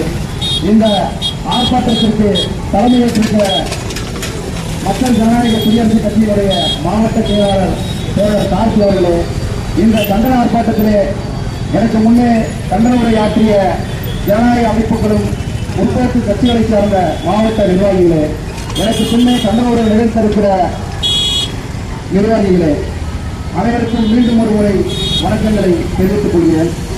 தற்பொழுது அமெரிக்காவும் இஸ்ரேலும் இணைந்து ஈரான் மீதான போரை நடத்தி கொண்டிருக்கிறது. பெரும்பாலும் இந்த போருக்கு காரணமாக எண்ணெய் வள கொள்ளை, அந்த நாட்டினுடைய கனிம வள கொள்ளை, அதன் காரணமாகவே இந்த போர் நடைபெற்றுக் கொண்டிருக்கிறதாக நாம் அனைவரும் பேசிக் கொண்டிருக்கிறோம். அதில் மாற்று கருத்தில்லை. ஆனாலும் அமெரிக்கா தன்னுடைய செல்வாக்கு மண்டலத்தை நிறுவுவதற்காகவும் தன்னுடைய அதிகாரத்தை நிலைநாட்டுவதற்காகவும் இந்த போரை நடத்தி கொண்டிருக்கிறது. குறிப்பாக மத்திய கிழக்கு நாடுகளில் இருக்கக்கூடிய 15 நாடுகளில் ஈரான் என்பது அமெரிக்க ஏகாதிபத்தியத்திற்கு எதிராக தன்னிச்சையாக எந்த ஒரு வர்த்தக உறவையும் மேற்கொள்ளாமல் அங்கே செயல்பட்டுக் கொண்டிருக்கிறது. அதுதான் அமெரிக்காவிற்கு உறுத்துகிறது. நாம் அங்கே மத்திய கிழக்கு நாடுகளை தன்னுடைய கட்டுப்பாட்டில் எடுப்பதற்காக நம்முடைய அடியாளாக அங்கே இஸ்ரேலை வைத்திருக்கிறோம். இவன் அதை மீறி இஸ்ரேலை மீறி மத்திய கிழக்கு நாடுகளை தன்னுடைய அங்கே ஈரான் இருக்கிறது. எப்படி இந்தியாவில் ஆசிய வேட்டை ரவுடியாக இங்கே நரேந்திர மோடி அவர்களை அமெரிக்காவுடைய கைமொழியாக இங்கே செயல்பட்டுக் கொண்டிருக்கிறதோ, அதுபோல மத்திய கிழக்கு நாடுகளை கண்ட்ரோல் செய்வதற்கு தன்னுடைய கட்டுப்பாட்டில் வைத்துக் கொள்வதற்கு அங்கே இஸ்ரேல் பிரதமர் நேரடியாக வைத்து செயல்பட்டுக் கொண்டிருக்கிறது. இதனுடைய அடிப்படையிலே இன்றைக்கு ஈரான் அதிபர் காமேனி அவர்கள் கொல்லப்பட்டிருக்கிறார். ஈரான் அதிபர் காமேனி அவர்கள் 1970ஆம் ஆண்டு அங்கே ஒரு மிகப்பெரிய மக்கள் புரட்சி உருவானது. அந்த மக்கள் புரட்சியிலே முழக்கமாக வைக்கப்பட்டது அமெரிக்க ஏகாதிபத்திய எதிர்ப்பு. அமெரிக்க ஏகாதிபத்தியத்தை வீழ்த்துவோம் என்கின்ற முழக்கங்களை வைத்து அங்கே புரட்சி நடத்தப்பட்டது. ஆனால் அன்றைக்கு இருந்த பத்திரிகைகளும் மேலும் செய்தி நிறுவனங்களும் அந்த போரை ஒரு மதவாத போராக சித்தரித்தது. ஆனால் அது ஒரு மதவாத போர் கிடையாது. அமெரிக்க ஏகாதிபத்தியத்தை வீழ்த்துவோம், அதற்கு அதிகாராக செயல்பட்டுக் கொண்டிருக்கிற சாவை தூக்கி எறிவோம் என்ற முழக்கத்தை முன்வைத்து அங்கே அந்த போர் நடைபெற்று அது வீழ்த்தப்பட்டது. ஆனால் அதன் பிறகு ஈரானிலே அந்த அதிபருடைய ஆட்சி அது மத அடிப்படையிலான ஆட்சி தான். அது அவங்களுடைய நாட்டில் நடக்கக்கூடியது. அது பிறகு அந்த காமெடியை வச்சுக்கிறதா வேற வேண்டதெல்லாம் அந்த நாட்டு மக்கள் முடிவு செய்ய வேண்டியது. ஆனால் இன்றைக்கு அமெரிக்கா அங்க நடக்கக்கூடிய அந்த அரசுக்கு எதிரான போராட்டத்தை அங்கு பாதுகாப்பு ஒரு சூழல் நிலவுகிறது. அதனாலே நாங்கள் இந்த போரை நடத்துகிறோம், அதற்கு மாற்றை நாங்கள் உருவாக்குகிறோம் என்று இன்றைக்கு இந்த போரை நடத்தி கொண்டிருக்கிறது. அதன் காரணம் என்னன்னா, அமெரிக்காவுக்கு எதிராக ஈராக் வளர்ந்துட்டு வருது. தன்னுடைய கட்டுப்பாட்டில் இருக்கக்கூடிய நாடுகள் எல்லாம் இவன் கட்டுப்பாட்டில் அப்படின்ற காரணத்தால இந்த போர் நடக்கும் சொல்லப்படுறார். இதற்கு முன்னாடி வெனிசுலாவிலும் இதுதான் நடந்தது. அப்ப இதுல இன்னொரு விஷயம் என்னன்னா, அமெரிக்க ஏகாதிபத்திய எதிர்ப்பு அது சரிதான். ஆனால் ஒரு நாடாக உலக வல்லாதிக்கம் செலுத்தக்கூடிய பொருளாதாரத்திலும் ராணுவத்திலும் சர்வ வல்லமை படித்த அமெரிக்க ஏகாதிபத்தியத்தை தனியாளர் என்று வீழ்த்த முடியுமா? வீழ்த்த முடியாதவங்கதான் நிதர்சனம். அப்ப என்ன செய்யணும்? அவங்க அமெரிக்காவால் பாதிக்கப்படக்கூடிய, அதாவது காலனியாக இருக்கக்கூடிய நாடுகள் எல்லாம் ஒரு கூட்டமைப்பை உருவாக்க வேண்டும். உலக நாடுகளில் இருக்கக்கூடிய கம்யூனிஸ்ட் கட்சிகளுடன் ஒரு கூட்டமைப்பை உருவாக்கப்பட வேண்டும். அப்படி உருவாக்கப்பட்டு ஏகாதிபத்திய எதிர்ப்பு நாடுகளுக்குள்ளே ஒரு குறைந்தபட்ச செயல் திட்டத்தை உருவாக்கி நம்முடைய செல்வாக்கு மண்டலங்களை நாம் பெருக்கிக் கொண்டு அதன் பிறகு நாம் அமெரிக்க ஏகாதிபத்தியத்தை எதிர்த்து நிற்பதனால் ஒரு செயல் தந்திரமாகவும் சாதுரியமாகவும் இருக்கும். ஆனால் அதை விடுத்து தன்னிச்சையாக இதுபோன்ற அமெரிக்க ஏகாதிபத்தியத்தை நாம் வீழ்த்துவோம் என்று போர் செய்தால் இதுதான் நடக்கும் என்பதுதான் கடந்த வெனிசுலா அதிபர் கடத்தப்பட்டதும் தற்பொழுது காமேனி கொல்லப்பட்டதும் நம் முன்னே எடுத்துக்காட்டாக நிற்கின்றன. அப்ப இன்னொரு காலங்களிலே என்ன செய்ய வேண்டும்? ஏகாதிபத்திய எதிர்ப்பு என்பது உலக நாடுகள் மத்தியிலே, அதாவது 2ஆம் கட்ட 3ஆம் கட்ட நாடுகளை ஒருங்கிணைத்து இந்த அமெரிக்க ஏகாதிபத்தியத்தை எதிர்த்து போர் செய்ய வேண்டிய கடமை நமக்கு இருக்கிறது. ஆனால் அதனடுத்து தன்னிச்சையாக செயல்படுவது என்பது ஒரு ஆபத்தில் தான் போய் முடியும். அந்த நாட்டு மக்களுடைய உயிரிழப்பு ஏற்படும். அது மட்டுமில்லாமல் பெரும்பான்மையான நாடுகளில் இருந்த போரால் வர்த்தகம் பாதிக்கப்படுகிறது.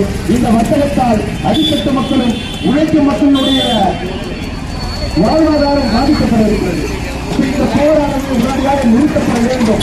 அது மட்டுமில்லாமல் இங்கே இருக்கக்கூடிய இந்தியாவுடைய பிரதமர் இந்த போரை கண்டித்து இதுவரை ஒரு கண்டன அறிக்கை கூட இடவில்லை.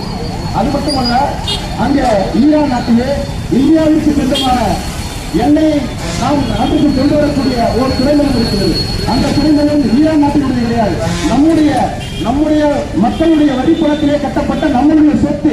அந்த துறைமுகத்தின் மீது இஸ்ரேல் வெடிகுண்டு தாக்குதல் நடத்தியிருக்கிறது. அதை சேதப்படுத்தியிருக்கிறது. அதற்கு கூட கண்டனம் தெரிவிக்க துப்பில்லாத ஒரு பிரதமர் தான் இங்கே இந்தியாவில் இருந்து கொண்டிருக்கிறார். இவன் எனக்கு இல்லை அப்படின்னு சொல்லிட்டு அப்ப அந்த துறைமுகம் யாருடைய வரிப்பணம்? மக்களுடைய வரிப்பணம். இங்க நாம உழைத்து கொடுத்துட்டு இருக்கிறோம். இவன் எடுத்து அங்க கட்டி விட்டு அவன் தாக்குதல் நடத்துறான். அதுக்கு ஒரு கண்டனத்தை கூட இங்க பதிவு செய்யாத ஒரு துப்புகட்ட பிரதமர் தான் இந்த இந்திய நாட்டை ஆண்டு கொண்டிருக்கிறார். இது எவ்வளவு பெரிய கண்டனத்திற்குரியது. அப்ப இந்திய அரசு உடனடியாக இதில் தலையிட வேண்டும். இந்த போரை நிறுத்துவதற்கு அறிக்கை தர வேண்டும். அது மட்டுமல்லாமல் உலக நாடுகளுக்குள்ளே ஒரு கூட்டமைப்பை நாம் உருவாக்க வேண்டும். இதுக்கு அது மட்டுமல்ல, போர்னு வந்தா என்ன செய்யறாங்க? ஆளில்லாத விமானங்களை எதிரி நாட்டுகள் மீது விட்டு தாக்குதல் நடத்திருக்கிறார். உங்களுக்கு திறமை இருந்தா நீ என்ன செய்யணும்? நேருக்கு நேரம் போய் மோதல வந்துட்டு. ஏன்னா 2001ஆம் ஆண்டு ஆப்கானிஸ்தான் நடைபெற்ற போது அந்த போரிலே ஆளில்லா விமானங்கள், அதாவது ட்ரோன்கள் மூலமாக தாக்குதல் நடத்தப்பட்டது. அப்போ வளர்ந்த நாடுகள் அதிக கருவிகளையும் போர் கருவிகளையும் வைத்து வளரக்கூடிய நாடுகள் மீது தாக்குதல் நடத்திட்டு இருக்கிறார். அப்ப இது எவ்வளவு பெரிய அபத்தமான ஒரு செயல். அப்ப வளர்ந்த நாடுகள் தங்களுடைய கருவிகளை வைத்து அந்த வளரக்கூடிய நாடுகளை வேவு பார்த்து நீங்க என்ன செய்யணும், என்ன செய்யக்கூடாதுன்றத அதை முடிவெடுக்கிறார். அப்ப நாம் வளர்ச்சியே தரக்கூடாது அப்படிங்கிற அடிப்படையில் அவர் செயல்பட்டு இருக்கிறார். ஏன்னா 2-3 வருடங்களுக்கு முன்பு கூட ஒரு கருவியை வைத்து உளவு பார்த்தது. அப்படி உளவு பார்ப்பதே நிறுத்தப்பட வேண்டும். ஆளில்லா விமானங்கள் தடை செய்யப்பட வேண்டும். போர்களிலே பயன்படுத்தக்கூடாது.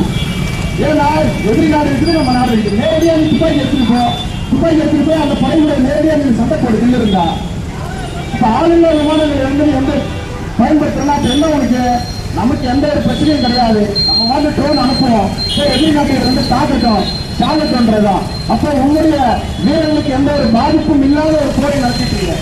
அப்ப இதை வந்து தடை செய்யணும். ஏன்னா நீங்க நடத்திட்டோம். அப்ப இப்படி செய்யும் பொழுது அந்த போர்ல ஈடுபடலாமா வேண்டாம் என்ற அந்த போருடைய தன்மை வந்து குறைக்கப்படும். அதற்காக வந்து இந்த ஆளுநர் விமானங்களின் ட்ரோன்களையும் தடை செய்யணும், உணவு வாசலையும் தடை செய்ய வேண்டும் என்பதை நாம் உலக நாடுகள் மத்தியிலே கோரிக்கையாக வைக்க வேண்டும் என்பதை இந்த கண்டன ஆர்ப்பாட்டத்தின் மூலமாக இங்கே தெரிவித்து வாய்ப்புக்கு நன்றி கூறி விடைபெறுகிறேன். நன்றி. மக்கள் ஜனநாயக குடியரசு கட்சியுடைய துணை பொதுச் செயலாளர் முருகன் அவர்கள் கண்டன உரையாற்றுவார். அன்பார்ந்த திருவண்ணாமலை மாநகர பொதுமக்களே, வணிகர்களே, தொழிலாளர்களே, தாய்மார்களே, நடைபாதை வியாபாரிகளே, ஆட்டோ தொழிலாளர்களே, உங்கள் அனைவருக்கும் இந்த மாலை நேரத்தில் நாம் சார்ந்திருக்கிற மக்கள் ஜனநாயக குடியரசு கட்சியின் சார்பாக மாலை நேர போட்டிகளை வழக்கத்தை தெரிவித்துக் கொள்கிறேன். அமெரிக்கா இஸ்ரேல் ஈரான் மீது நடத்துகிற போரை உடனடியாக நிறுத்த வேண்டும் என்று சொல்லி இடதுசாரிகளும் ஜனநாயக அமைப்புகளும் இங்கே கண்டன ஆர்ப்பாட்டத்தை நடத்தி கொண்டிருக்கிறார்கள். அந்த கண்டன ஆர்ப்பாட்டத்திற்கு தலைமை பொறுப்பேற்று நடத்தி கொண்டிருக்கிற மக்கள் ஜனநாயக குடியரசு கட்சியுடைய மாவட்ட செயலர் காட்சி அவர்களே, இந்த எனக்கு முன்பாக பேசி சென்றிருக்கிற தோழர்களே, எனக்கு பின்பாக பேச இருக்கிற தோழர்களே, உங்கள் அனைவருக்கும் மீண்டும் ஒரு முறை நன்றி கலந்த பரிசுகளை வணக்கத்தை தெரிவித்துக் கொள்கிறேன். உலக அமைதிக்கு ஒரு அமைதியாக இருக்க வேண்டும். அதனால் இந்த இஸ்ரேல் அமெரிக்கா நடத்தக்கூடிய இந்த போரை நிறுத்த வேண்டும். இந்த ஆர்ப்பாட்டம் நடத்துறோம். அமெரிக்கா தன்னுடைய பொருளாதாரத்தை இந்த உலக நாடுகள் முழுவதும் செலுத்த வேண்டும் என்பதுதான் அவருடைய வரலாறு. அந்த வரலாற்றில் தான் இவன் இந்த போரை நடத்தி கொண்டிருக்கிறான். எதுக்கு இந்த போரை நடத்தான்? ஈரான் அணு ஆயுதங்கள் வைத்துக் கொண்டிருக்கிறது என்று சொல்லி இந்த போரை தொடங்குகிறான். அந்த ஈரான் நாட்டுக்குள்ளே அவன் தலையிடுகிறான். ஆனால் அணு ஆயுதம் அங்கே இல்லை என்று சொல்லி ரஷ்யா மறுத்திருக்கிறது. ஆனாலும் இந்த போரை கொடுக்கிறான். எதுக்கு? அங்கே அங்க இருக்கிற சிறு நாடுகளுடைய பயத்தை கொள்ளையடிப்பதுதான் அமெரிக்காவோட வேலை. அப்படித்தான் இதை மேற்க நாடுகளை பயன்படுத்திக் கொண்டு சிறு நாடுகளை எல்லாத்தையும் சந்தோஷப்படுத்திக் கொண்டு அடிமைப்படுத்திக் கொண்டு தன்னுடைய அராஜகத்தை அங்கே காட்டிக் கொண்டு தன் கையில் வைத்திருந்தான். ஒரு பக்கம் டாலருடைய நெல்லில் இருக்கணுன்றதுக்காகத்தான் இந்த போரை நடத்திக்கிறான். இன்னொரு பக்கம் அங்க கிழக்கு பகுதியில் இருக்க எந்த நாடுகளை கொள்ளையடிப்பதற்காக இந்த போரை நடத்திக்கிறான். ஏற்கனவே இந்த போர் 12 நாள் நடந்தது. அதில் எந்த உயிர் பலியும் பெரிய தலைவர்களோட உயிர் பலி போல. ஆனா இப்ப போர் நடந்து தொடர்ந்து 5 நாட்களுக்கு மேலாக நடந்து கொண்டிருக்கிறது. முதல் நாளிலே ஈரானில் இருக்கக்கூடிய முக்கிய தலைவர்கள் கொல்லப்பட்டிருக்கிறார்கள். முக்கிய உளவுத்துறை அமைப்புகள் கொல்லப்பட்டிருக்கிறது. இது மிக கொடூரமானது, ஆபத்தானது. அந்தந்த தொழிலாளர்களே, இவர்கள் கம்யூனிஸ்ட் இயக்கங்கள், இந்த ஜனநாயக இயக்கங்கள் எல்லாம் இந்த நாட்டுக்குள் நடக்கிற பிரச்சனை பற்றி பேசுவது இல்லை. ஆனால் அமெரிக்காலோ ஐரோப்பாலோ எங்க ஏதாவது நடந்தா இவர்கள் மைக்கை தூக்கிட்டு கொடி பிடிச்சிட்டு வராங்க அப்படின்ற பிம்பம் உங்கள் மத்தியில் இருக்கிறது. அந்தந்த தோழர்களே, இந்த போர் என்பது உலகம் அமைதியாக வாழ வேண்டும், மனிதர்கள் அமைதியாக இருக்க வேண்டும், மனித உயிர் எந்த ஒரு அடிப்படையில் உயிர் போய்விடக் கூடாது என்பதற்காகத்தான் இந்த கண்டன குரலை நாங்கள் எழுப்பிக் கொண்டிருக்கிறோம். அங்கே ஈரானும் அமெரிக்காவும் நடத்துகிற போர் என்பது நாளை இந்தியாவுக்கும் வந்துவிடக் கூடாது, மற்ற உலகத்திற்கும் பரவிடக் கூடாது என்பதற்காக இந்த கண்டன ஆர்ப்பாட்டத்தை நடத்தி கொண்டிருக்கிறோம். தமிழ்ச்சங்கம் சொல்வதை போல இந்தியாவுக்குள் வந்து அந்த நம்முடைய கப்பலை அடித்து ஒழித்திருக்கிறார். இன்னும் கொஞ்சம் இந்தியாவுக்குள் வருவதற்கு அவனுக்கு எந்த நேரம்? புதிதாக ஈரானில் பொறுப்பேற்றிருக்கிற அதிபர் என்ன சொல்லியிருக்கிறார்? இந்த உலக நாடுகளில் ரஷ்யா, சீனா இப்போது இந்தியாவில் வளர்ந்து கொண்டிருக்கிறது. வளர்கிற நாட்டுக்கு இன்னைக்கு இந்தியா மிகப்பெரிய ரஷ்யாவும் சீனாவும் அவன் தைரியமா எதிர்த்திருக்கிறான். ஆனா நம்ம மோடி அப்படி எதிர்த்து இருக்கிறாரா? ரஷ்யா இடத்திலிருந்து நாம் எண்ணெய்களை வாங்கிக் கொண்டிருந்தோம். நீ ரஷ்யா கிட்ட எண்ணெய் வாங்கக்கூடாதுன்னு மிரட்டினா அமெரிக்கா. நம்மால எல்லாம் பேசுறான். என்ன பேசுறான்? மோடி மிகப்பெரிய தைரியசாலி. இந்தியா மோடி பதவியேற்ற பின்புனா இல்ல இந்தியாவை பார்த்து உலக நாடே பயப்படுதுன்னு சொல்லி பேசுறான். அப்படிதான் பயப்படுதா இந்தியாவை பார்த்து? இந்தியாவை பார்த்து மோடி பார்த்து சில நாடுகள் அமெரிக்கா அப்படிதான் பயப்படுதா? என்ன கம்மி குறைவான விலைகள் ரஷ்யாவிட வாங்கக்கூடாதுன்னு சொல்லி 50% வரைய போட்டான் அமெரிக்கா. ஐயோ சாமி, நான் வீரன் சொல்லி ஊர்ல வடிவேலு கதையா 400 அடிதான் சொல்றான் பற்றி. சாமி, இந்தியாவில வந்து எங்க வந்து பெரிய வீரம்லாம் பேசுறாங்க. நீங்க வந்து திடீர்னு 50% வரி விதிச்சிட்டீங்களே, 100% வரி விதிச்சிட்டீங்களே, தயவு செய்து எங்க மன்னிப்பு ஓடி காலில் இருந்தவர்கள் மோடி அமெரிக்கா அதிபரோட காலில் இருந்தவர்கள். இன்னைக்கு இந்த ரஷ்யா வந்து என்ன விட்டு அமெரிக்கா கிட்ட வாங்கிட்டு இருக்கிறோம். அதுதான் நம்ம மோடி. ஆனா அமெரிக்காவை இஸ்ரேல் கிட்ட போய் நம்ம மோடி ஐயா அவருக்கு போய் கையை கொடுத்த மறுநாள் தான் இந்த போர் தொடங்குது. அப்ப எங்களுக்கு சந்தேகம் இருக்கிறது. மோடி அவர்களே, நீங்க யார் பக்கம் நிக்கிறீங்க? இந்தியாவுடைய வர்த்தகம் என்பது என்ன? குறிப்பா தமிழ்நாட்டுடைய வர்த்தகம் இங்கே நாமக்கல் வந்தால் முட்டைகள் அதிகமாக அந்த நாடுகளுக்கு ஏற்றப்படுகிறது. இங்கே துணி ஆடைகள் தான் இங்கிருந்து ஏற்றுமதி செய்யப்படுகிறது. இங்கே உற்பத்தி பொருட்கள் அனைத்தும் வெளிநாடுகளுக்கு ஏற்றுமதி செய்யப்படுகிறது. ஆனால் இந்த போராட இன்னைக்கு கோடிக்கணக்கான வர்த்தகர்கள் தமிழகத்தில் பாதிக்கப்பட்டிருக்கிறது.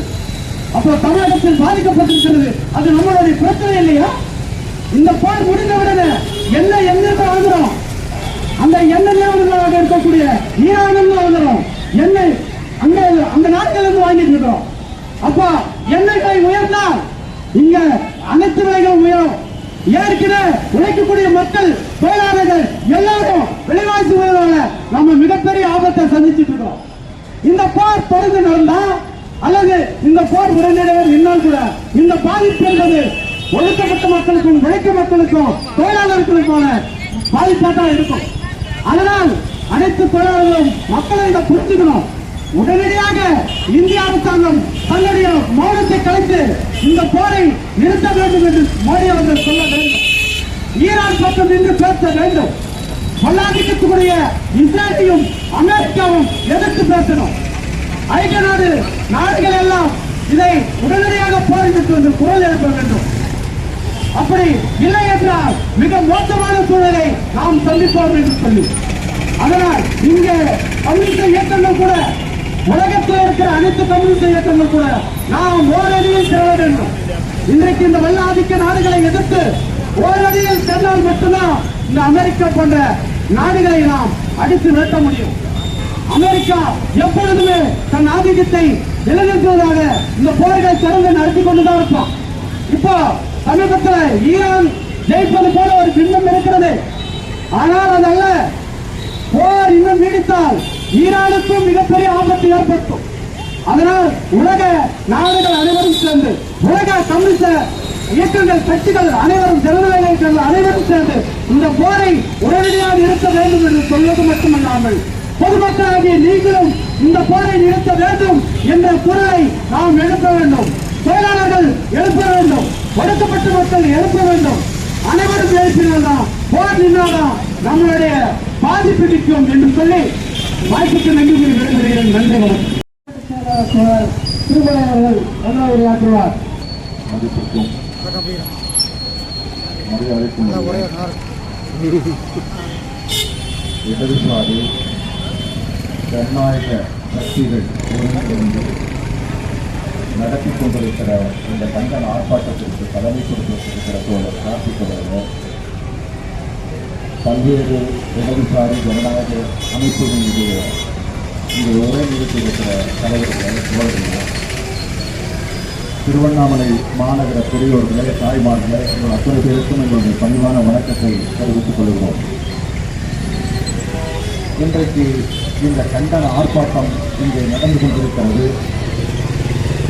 இதனுடைய ஒரே ஒரு கோரிக்கை, போரை நிறுத்தி மக்களை காப்பாற்று என்பதுதான்.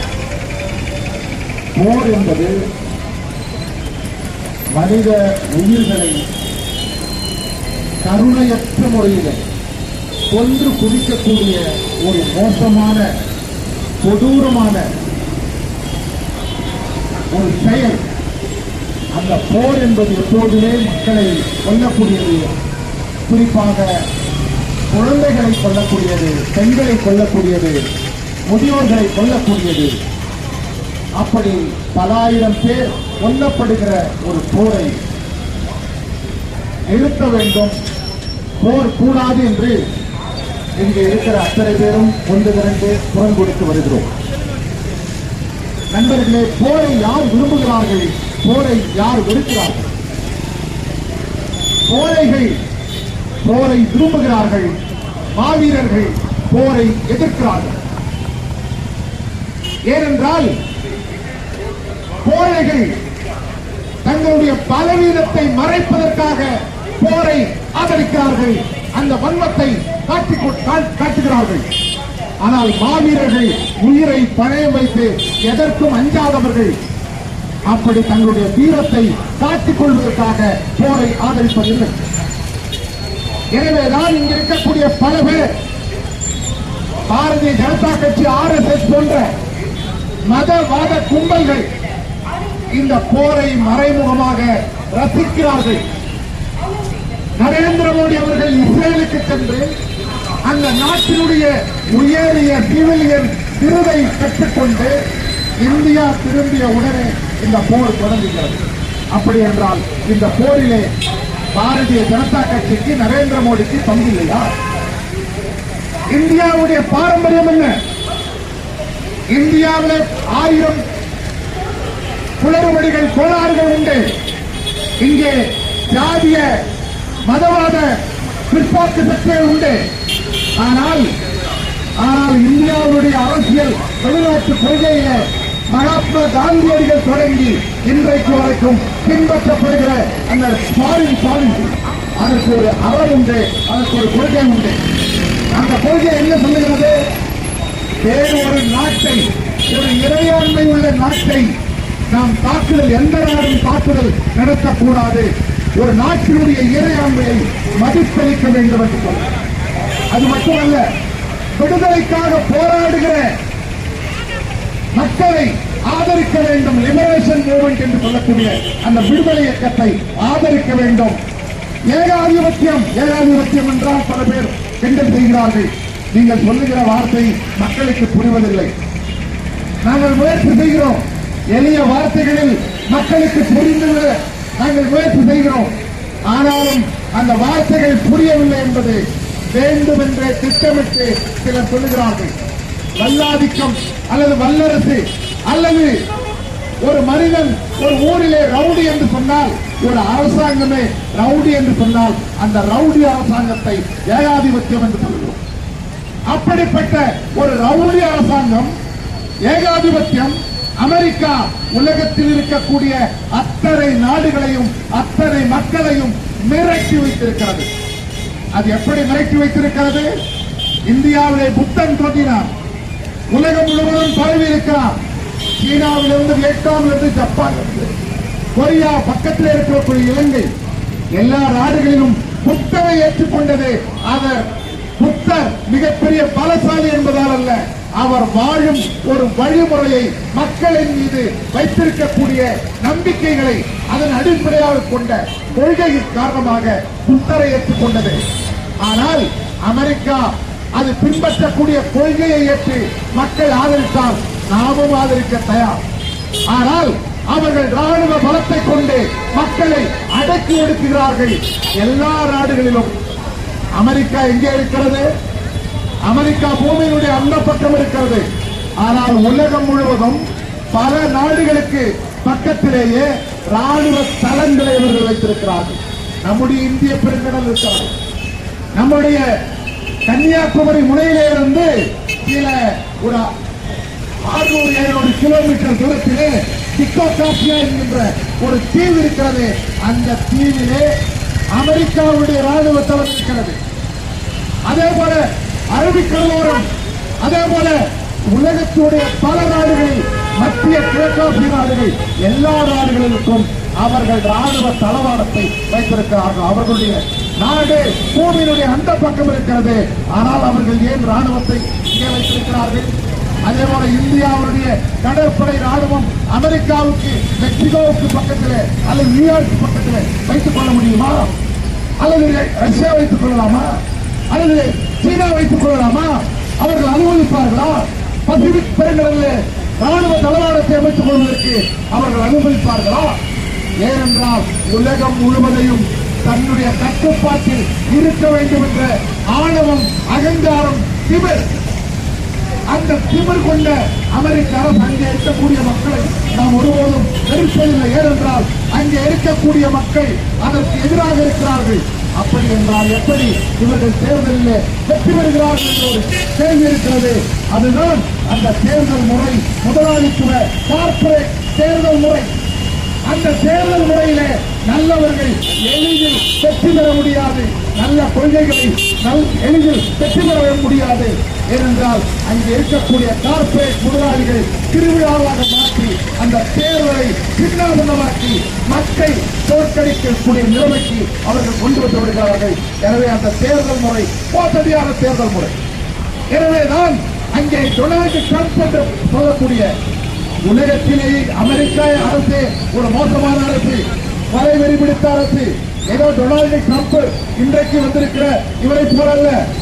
இவர்கள் அப்பொழுதிருந்து பல 1945ஆம் ஆண்டிலிருந்து 2ஆம் உலகப் போரிலிருந்து உலகம் முழுவதும் அவர்கள் நடத்திய வேட்டை பல. வியட்நாமிலே வேட்டையாடி பல லட்சம் மக்களை கொலை செய்தார்கள். ஈராக்கிலே பல லட்சம் பேரை கொலை செய்தார்கள். ஆப்கானிஸ்தான் இன்னும் உலகத்தில் சால்வடார் அலென்டே சிலி நாட்டினுடைய அதிபரை கொலை செய்தார்கள். காங்கோ நாட்டினுடைய பிரதமர் பேட்ரிக் லுமும்பாவை கொலை செய்தார்கள். இப்படி ஆப்பிரிக்க நாடுகள், லத்தீன் அமெரிக்க நாடுகள், கிழக்காசிய, மத்திய கிழக்காசிய நாடுகள், தெற்காசிய நாடுகள், எல்லா நாடுகளிலும் அவர்களுடைய ஆதிக்கத்தை, அவர்களுடைய உள்வேலையை நடத்தி, ராணுவம், உளவு பிரிவுகளை நடத்தி கொலைகளை செய்தவர்கள் அமெரிக்கா. அப்படி தொடர்ச்சியாக இருப்பதுதான். ஆனால் இன்றைக்கு இருக்கக்கூடிய டொனால்டு ட்ரம்ப் இவர்களிலேயே மோசமான யுனைடெட் ஃபெலோ என்று சொல்லக்கூடிய மோசமான பைத்தியக்காரனை போல, ஒரு மோசமான மனநோயாளியை போல டொனால்டு ட்ரம்ப் நடந்து கொள்கிறார். அவர் பேசுவது ஒரு நாட்டுடைய தலைவரை போல அல்ல. ஒரு நாட்டிலே கடைந்தெடுத்த நம்பர் 1 பொறுக்கி ஒரு ரவுடியை தேர்ந்தெடுத்தார். அப்படிப்பட்ட ஒரு ரவுடியை போல, ஒரு பொறுக்கியை போல டொனால்டு ட்ரம்ப் நடந்து கொள்கிறார். எனவேதான் இந்த டொனால்டு ட்ரம்ப் நடத்தக்கூடிய இந்த அமெரிக்க வல்லாதிக்க இந்த போரை நடத்தவிடக் கூடாது. அதை தடுத்து நிறுத்தப்பட வேண்டும். நியாயம் நிலையாக்கப்பட வேண்டும். அவர்கள் நினைக்கிறார் அவர்களிடம் ராணுவமாக இருக்கிறது, அவர்களிடம் தொழில்நுட்ப பலம் இருக்கிறது, அவர்களிடம் இன்னும் அறிவியல் தொழில்நுட்பம் என்னென்ன எல்லாம் இருக்கிறதோ அவ்வளவும் இருக்கிறது, பணம் இருக்கிறது, எல்லாம் இருக்கிறது. நண்பர்களே, இருந்தாலும் அவர்களால் வெற்றி பெற முடியாது. ஏனென்று சொன்னால் அறம், தர்மம் தான் இதுவரைக்கும் வெற்றி பெற முடியும் என்பதுதான் உலகத்தினுடைய வரலாறு. அப்படி வரலாறு ஒரு காலத்திலும் ஏதோ இவர்கள் நினைப்பதெல்லாம் நடந்து விடாது.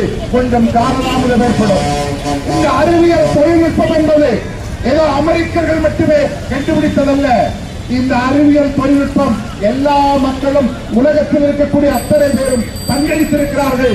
அந்த அறிவியல் தொழில்நுட்பம் நாளும் ஒவ்வொரு நாளும் எல்லா பகுதியிலும், இங்கே திருவண்ணாமலை உட்பட எல்லா இடங்களிலும் அது வளர்ந்து கொண்டே இருக்கிறது. ஒரு கட்டத்திலே இந்த எல்லா ஆதிக்கத்தையும் தகர்த்தெறிய அளவுக்கு எல்லா மக்களும் அதிகாரம் பெறுவார்கள். இங்கே அவர்கள் ஏறிப்படவு கொந்தளிக்கிறார்கள். ஈரான் அணு ஆயுத வல்லரசாக மாறிவிடக் கூடாது. அணு ஆயுத பலம் அந்த நாட்டிற்கு வந்துவிடக் கூடாது. அப்படி வந்துவிட்டால் தன்னுடைய ஆதிக்கம் நிற்காது. அவர்கள் வடகொரியாவிடம் அவர்கள் பாராட்டுவதில்லை. ஏனென்றால் வடகொரியாவுடைய கிம் ஜிங் உன் சொன்னார், நீ சோதிப்பார், என்னிடம் இருக்கிறது ஏவுகணை அணுகுண்டு. ஏவுகணையை நாங்கள் நியூயார்க்கு, வாஷிங்டனில், சிக்காகோவில் அதற்கு அரை நிமிடத்திலே வெடிக்க செய்வோம் என்று மிரட்டியவுடன் அந்த பக்கத்தில் இருந்து திரும்பி ஓடிவிட்டார் இங்கே டொனால்டு ட்ரம்ப். அப்படித்தான் ஈரானும் இன்றைக்கு அணு ஆயுத வல்லரசாக மாறிவிட்டால் அதோடு அமெரிக்காவுடைய கதை முடிந்தது. எனவேதான் ஈரானிலே அந்த அணு ஆயுதத்தை அவர்கள் செய்யக்கூடாது என்று இவர்கள் நினைக்கிறார்கள். அமெரிக்காவிலே எவ்வளவு அணு ஆயுதம் படைகள் இருக்கின்றன, அணு ஆயுத இந்த வெப்பங்கள் இருக்கிறது. உலகத்தையே 25 முறை உலகத்தையே சாம்பலாக்க முடியும். அவ்வளவு அணுகுண்டுகளை தயாரித்து வைத்திருக்கிற அவர்கள் இன்னொரு நாடு அணுகுண்டுகளை செய்யக்கூடாது என்று சொல்வது மிரட்டுவதற்காகத்தான், தன்னுடைய அதிகாரம் போய்விடும் என்பதற்காகத்தான். எனவேதான் அமெரிக்கா இவ்வளவு துள்ளி குதிக்கிறது. இஸ்ரேல் என்கின்ற ஒரு கைக்கூலி நாட்டை உருவாக்கி அவர்கள் அங்கே ஒரு ரவுடி, சுற்றி ரவுடியாக மாறி இந்த நாடுகளை எல்லாம் பந்தாடி கொண்டிருக்கிறார்கள். அவர்கள் அத்தனை பேருக்கும் ஒரு நாளைக்கு அவர்கள் முடிவு வரும். அந்த முடிவு உலகம் முழுவதும் இன்றைக்கு மக்கள் சிந்தித்துக் கொண்டிருக்கிறார்கள். தமிழ்நாட்டிலே, இந்தியாவிலே நம்முடைய மக்களும் இதை பார்த்துக் கொண்டுதான் இருக்கிறார்கள். நரேந்திர மோடி அவர்கள் இந்தியாவுடைய தொடர்ச்சியான பெருமை மிக்க வெளிநாட்டு கொள்கைகளுக்கு விரோதமாக ஒரு போரை, குழந்தைகளை கொன்றளிக்கிற போரை ஆதரிக்கிறீர்கள் என்று சொன்னால் எவ்வளவு வெட்கக்கேடானது, எவ்வளவு அவமானகரமானது என்பதை மக்கள் பார்த்துக் கொண்டிருக்கிறார்கள். உங்களுக்கு மக்கள் முடிவெட்டுவார்கள். அப்படிப்பட்ட முடிவெட்டுவதற்கு இன்னும் இருக்கக்கூடிய அத்தனை சக்திகளும் ஒன்று சேர்ந்து போராடுவோம். இந்த போர் உலகத்திலே போரை நிரந்தரமாக ஒழிப்பதற்கு நாம் போராடுவோம், போராடுவோம், போராடுவோம் என்று சொல்லி நன்றி கூறி முடிக்கிறேன். நன்றி, வணக்கம்.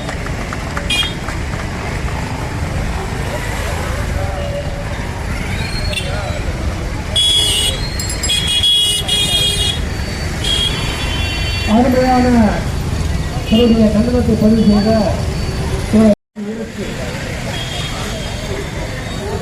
நாம இந்த போரை நிறுத்துகின்றோம். டொனால்டு ட்ரம்ப் என்ன சொல்றாங்கன்னா, நாங்க வெறும் தாக்குதல் சொல்றோம். தொடக்கத்துல நாங்க வெறும் தாக்குதல் நடத்துகிறோம். ஆனா இன்னைக்கு என்னாச்சு, 48 மணி நேரத்துல ஈரான் ராணுவமும் புரட்சிகர ஈரானிய மக்கள் படையும் இணைந்து அமெரிக்காவுக்கும் இஸ்ரேலுக்கும் சட்ட பாடத்தை புகட்டியிருக்கிறார்கள். நாங்கள் தான் உலகத்தின் பேட்டை ரவுடி, நாங்கள் தான் உலகத்திலே மரண வியாபாரி, நாங்கள் தான் உலக மக்களை, உலக உழைக்கும் மக்களை கொண்டு குவிக்கும் முன்னணி படை என்று அறிவித்து எக்காலம் போட்ட அந்த டொனால்டு ட்ரம்புக்கும் நெதன்யாவுக்கும் இன்று மரண அடி கொடுத்து ஈரான் நிற்கிறது. 37 ஆண்டுகளாக இந்த ஈரானிய தலைவர் கொமேனி நம்முடைய நாட்டு மக்களை, கொமேனி மேல் சாதாரணமாக இல்லை, வரலாறு என்ன சொல்கிறேன் என்றால் அங்கே ஈரான் நாட்டிலே நிலப்பு மன்னராட்சியை வீழ்த்திவிட்டு அவர்கள் ஆட்சி கொண்டிருக்கிறார்கள். ஈரான் எண்ணெய் கொள்ளையை மட்டுமே அவர்கள் நோக்கமாக கொண்டிருக்கவில்லை. ஒரு நாட்டிலே பின்தங்கி போன உற்பத்தி முறையை ஒழித்து முன்னேறிய உற்பத்தி முறையை நிறுவுகின்ற உற்பத்தி சக்திகளுக்கும் உலகத்திலே சர்வ வல்லமை படைத்தவர்கள் நாங்கள். முதல்ல சொன்னாங்க பாரு, இந்தியாவை காலனியாக்கிய பிரிட்டிஷ்காரர்கள் சூரியன் மறையாத நாடு என்று சொன்னவர்களுக்கு மரணி கொடுத்தது இந்தியா உழைக்கும் வர்க்கம். அது போன்றுதான் இன்று ஒன்றில்லைங்க. ஈரான் மேல ஏன் விட்டு கொடுக்கலாம்? கிட்டத்தட்ட பல 10 ஆண்டுகளுக்கு முன்னாலே ஈரான் அணுகுண்டு தயாரிக்குது. அப்ப உலக நாடுகள்லாம், உலகத்தில் இருக்கிற ஜாகிரா போற நாடுகள்லாம் ஒண்ணு சேர்ந்து இதை கண்டிக்க வேணாமா அப்படின்னு ஒரு தீர்மானம் போட்டதால ஈரான் மேல நாங்க போய் ஆய்வு செய்யறோம் அப்படின்னு ஆய்வுக்கு போனாங்க. ஆய்வுல அந்த அணு உலையே கிடையாது, அணுகுண்டு தயாரிக்கப்படுறது சொல்லி வந்துட்டாங்க. அதெல்லாம் முடிஞ்சு போன விவகாரம். ஆனால் உலக கொலைகாரனான அமெரிக்கா ரவுடிக்கு, உலக ஏகாதிபத்தியத்தினுடைய தலைமை பீடத்திற்கு அதெல்லாம் ஒரு பொருட்டே கிடையாது. ஏன்னா சமீபத்தில் மதுராவை அவன் நாட்டுக்கே போயிட்டு வெனிசுலாவுக்கு போயிட்டு இரவுல போதை மருந்து கடத்தலுக்கு ஆதரவாக இருந்தார். இவர்தான் போதை கடத்தலின் தலைவராக செயல்பட்டார் சொல்லிட்டு மதுராவையும் அவரது மனைவியையும் ராணுவத்துக்கு கையில நடந்து போட்டு சொன்னாரு. இந்த உலகத்தில் இருக்கிற ஜனநாயக சக்திகள் காட்டிக் கொண்டிருக்கிறார்கள். சில புரட்சியாளர் இயக்கங்களும் ஜனநாயக சக்திகளும் அதற்கு எதிராக போய்விட்டது. இதே ஜனநாயக சக்திகளை கொண்டு இதே இடத்தில் அதற்கான கண்டனங்களை புரட்சிகளை இளைஞர்களின் தலைமையிலே நாங்கள் பதிவு செய்கிறோம். எதற்காக? உலகத்தின் சட்டம் புரட்சி. புரட்சிதான் என்ன பண்ணுது? உலகத்தில் உழைக்கும் மக்களுக்கான ஒரு உன்னத உலகை படைக்கிறதுக்கு, ஜனநாயகத்தை மீட்டெடுத்து தமிழ் சபைக்கு பொறுப்புக்கான ஒரு வேலையை அது கைகொண்டிருக்கும் உலக உழைக்கும் மக்கள் உன்னதம். அதுதான் அதுக்கு எதிராகத்தான் இன்று அமெரிக்கா தொடர்ச்சி. முதல் உலக போரில் அமெரிக்கா கிடையாது, 2ஆம் உலக போரில் அது ஒரு அணியில் சேர்ந்து தலைமை தாங்கி உலக போரை முடிவு கொண்டு இருக்கிறது. ஜப்பான் மேல அணுகுண்டு போட்டவனா அமெரிக்கா கொலைகாரன். ஒரே நேரத்தில் 2 லட்சம் பேரை கொண்ட உலக மகா கொலைகாரன். அந்த கொலைகாரன் நீங்க என்ன சொல்றான்?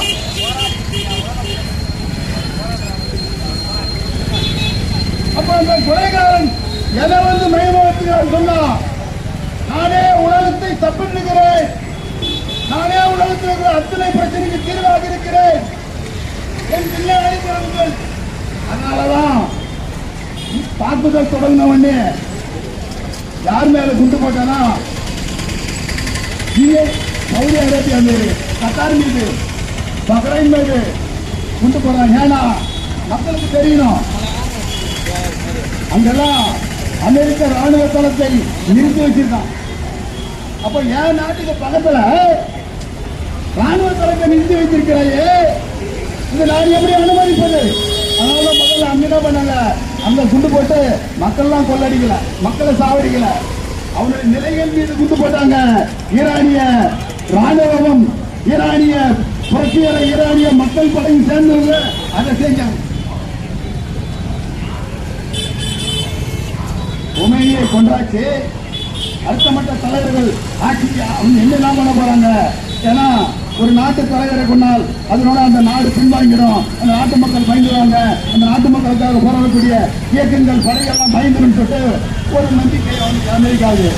ஆனா சொன்னா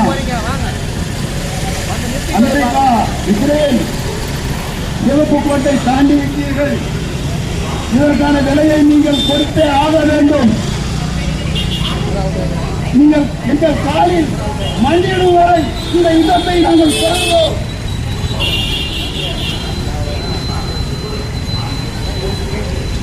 ஈரான் மேல, ஈரான் நாட்டில் அணுகுண்டு தயாரிக்கான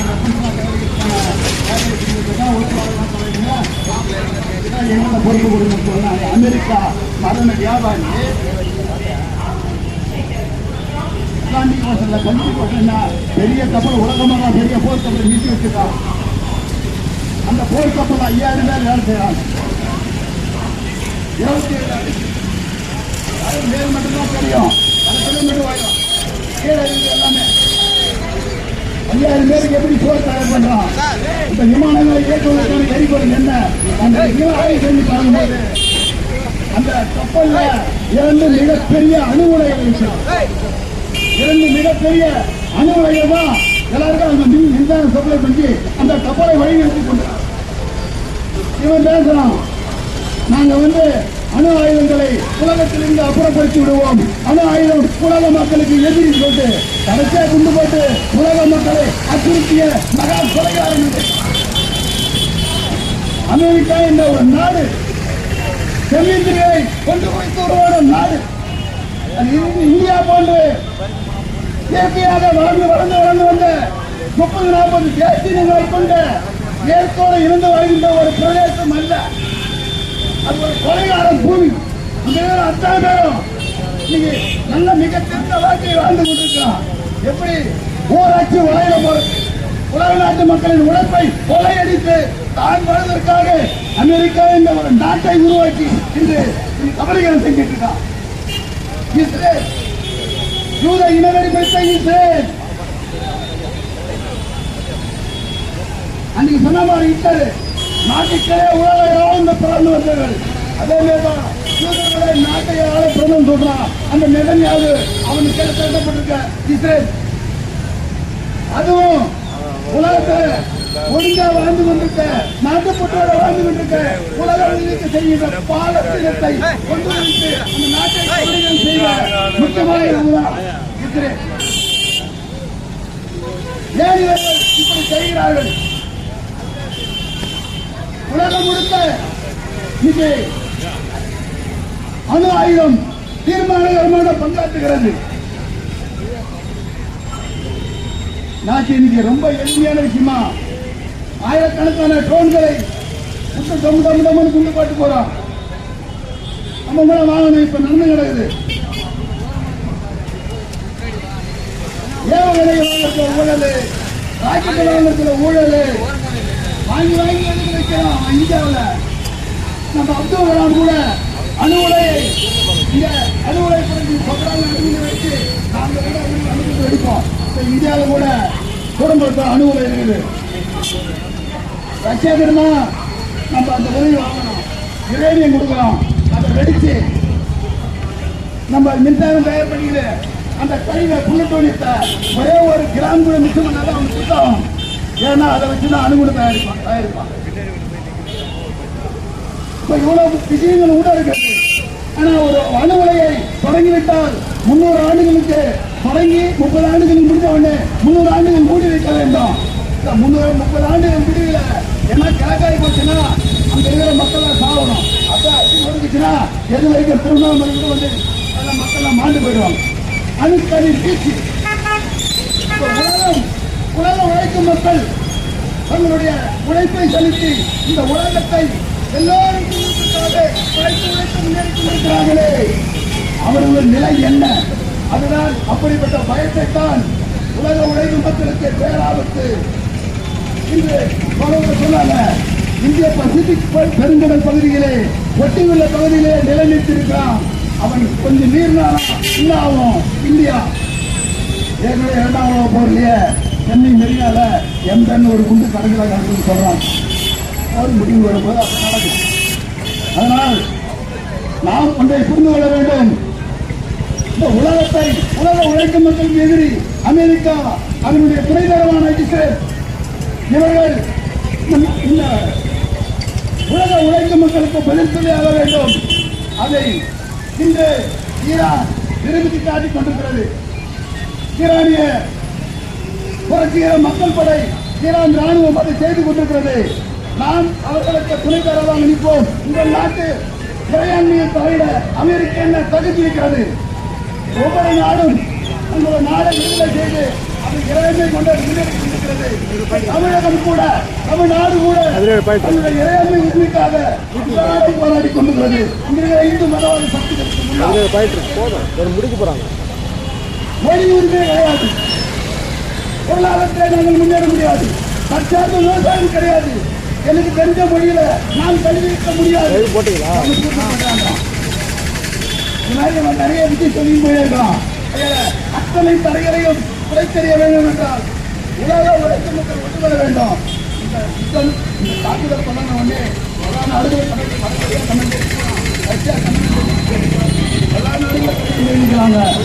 ஆனா நம்பாலு மோடி நல்ல கூட்டம். ஆனா இஸ்ரேல் தாக்கப்பட்டிருக்காங்க, போயிருக்காங்க. அனைவருக்குமா இருக்கலாம். அதனால நாம் நமது பொது எதிரியை அடையாளம் கொண்டு நிற்க வேண்டும்.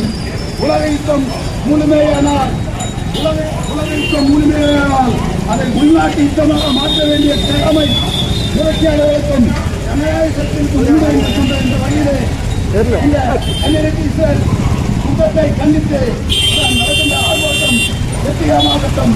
ஜனநாயக சக்திகளும் புரட்சியாளர் இயக்கங்களும் கூடி இதை தமிழகம் முழுக்க இந்தியா முழுக்க கொண்டு செல்ல வேண்டும். உலக அரங்கிலே இது போன்ற கமலங்கள் எழும்போதுதான் உலகம் இதுக்கு முடியும் என்று சொல்லி கண்டன ஆர்ப்பாட்டங்களுடைய நன்றி வாழ்த்துக்கள். வெற்றிச்செல்வன் அவர்களுக்கு நன்றி. கண்டன முழக்கம்.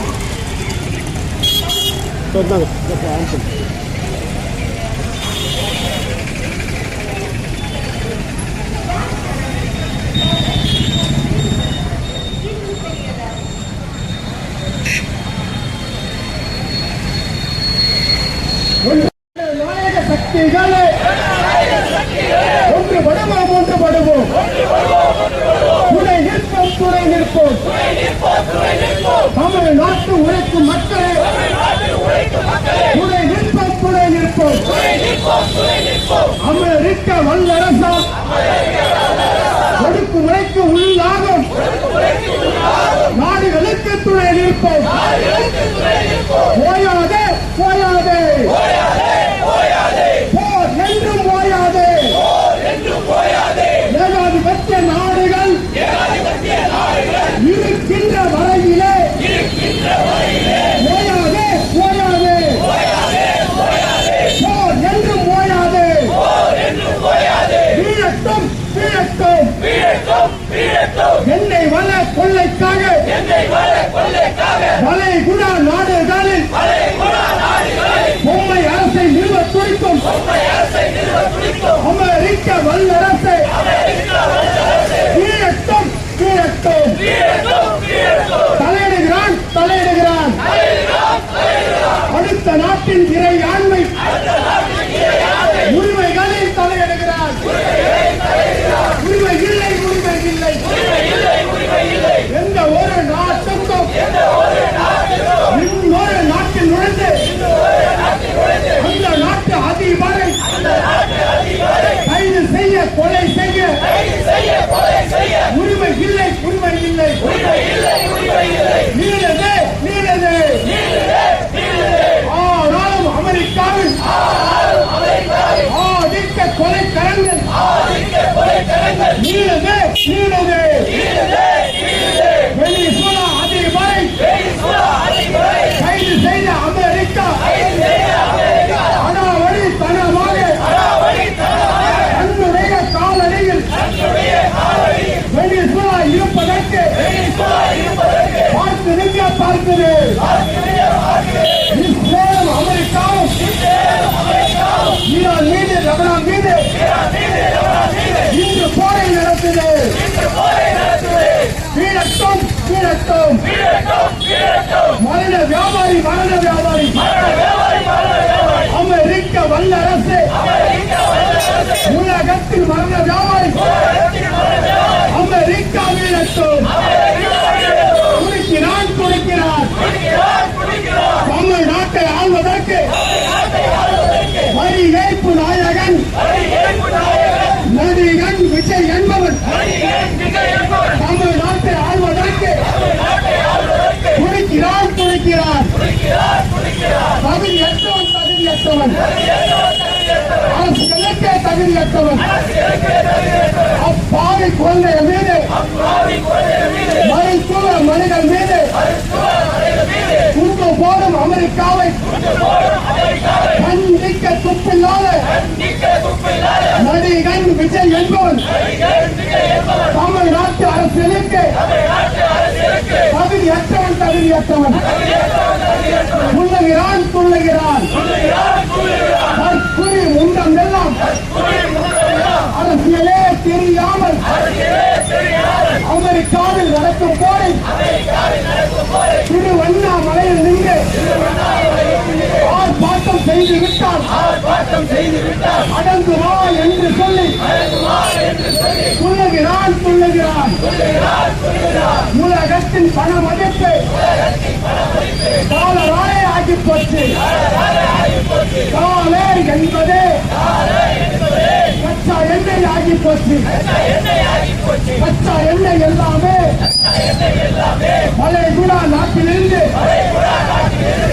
யார் கையில் வளைகுடா நாடுகள் இருக்கிறதோ அவன் தான் உலகத்தில் நாட்டை தீர்மானித்தான். இதுதான் அரசியல், இதுதான் அரசியல். அதனால் தான் அமெரிக்கா எண்ணெய் வள நாடுகளை தன் கையில் வைத்திருக்கிறான். உலா வருகிறான் உலகத்தின் பேட்டை ரவுடியாய் அமெரிக்கா உலா வருகிறான். உலகில் எங்கே போர் நடந்தாலும் பேருந்து ரயில் கட்டணம் விலைவாசி பெட்ரோல் விலை அத்தியாவசிய பொருள் விலை மாறா இனி உயரும். உலகத்தில் போர் நடந்தால் உங்களுக்கும் எங்களுக்கும் விலைவாசி உயர்ந்துவிடும். உழைக்கின்ற நம் மக்களை பாதிக்கும். நிம்மதி இல்லை. அமெரிக்கா வீழும் வரை உழைக்கும் மக்களான நமக்கெல்லாம் நிம்மதி இல்லை. வீழட்டும். அமெரிக்க வல்லரசு வீழட்டும். ஒன்றுபடுவோம். ஜனநாயக சக்திகளே, பாசிச சதிகளை முறியடிக்க ஒன்றுபடுவோம். அனைத்து ஜனநாயக இயக்கங்களின் ஒற்றுமை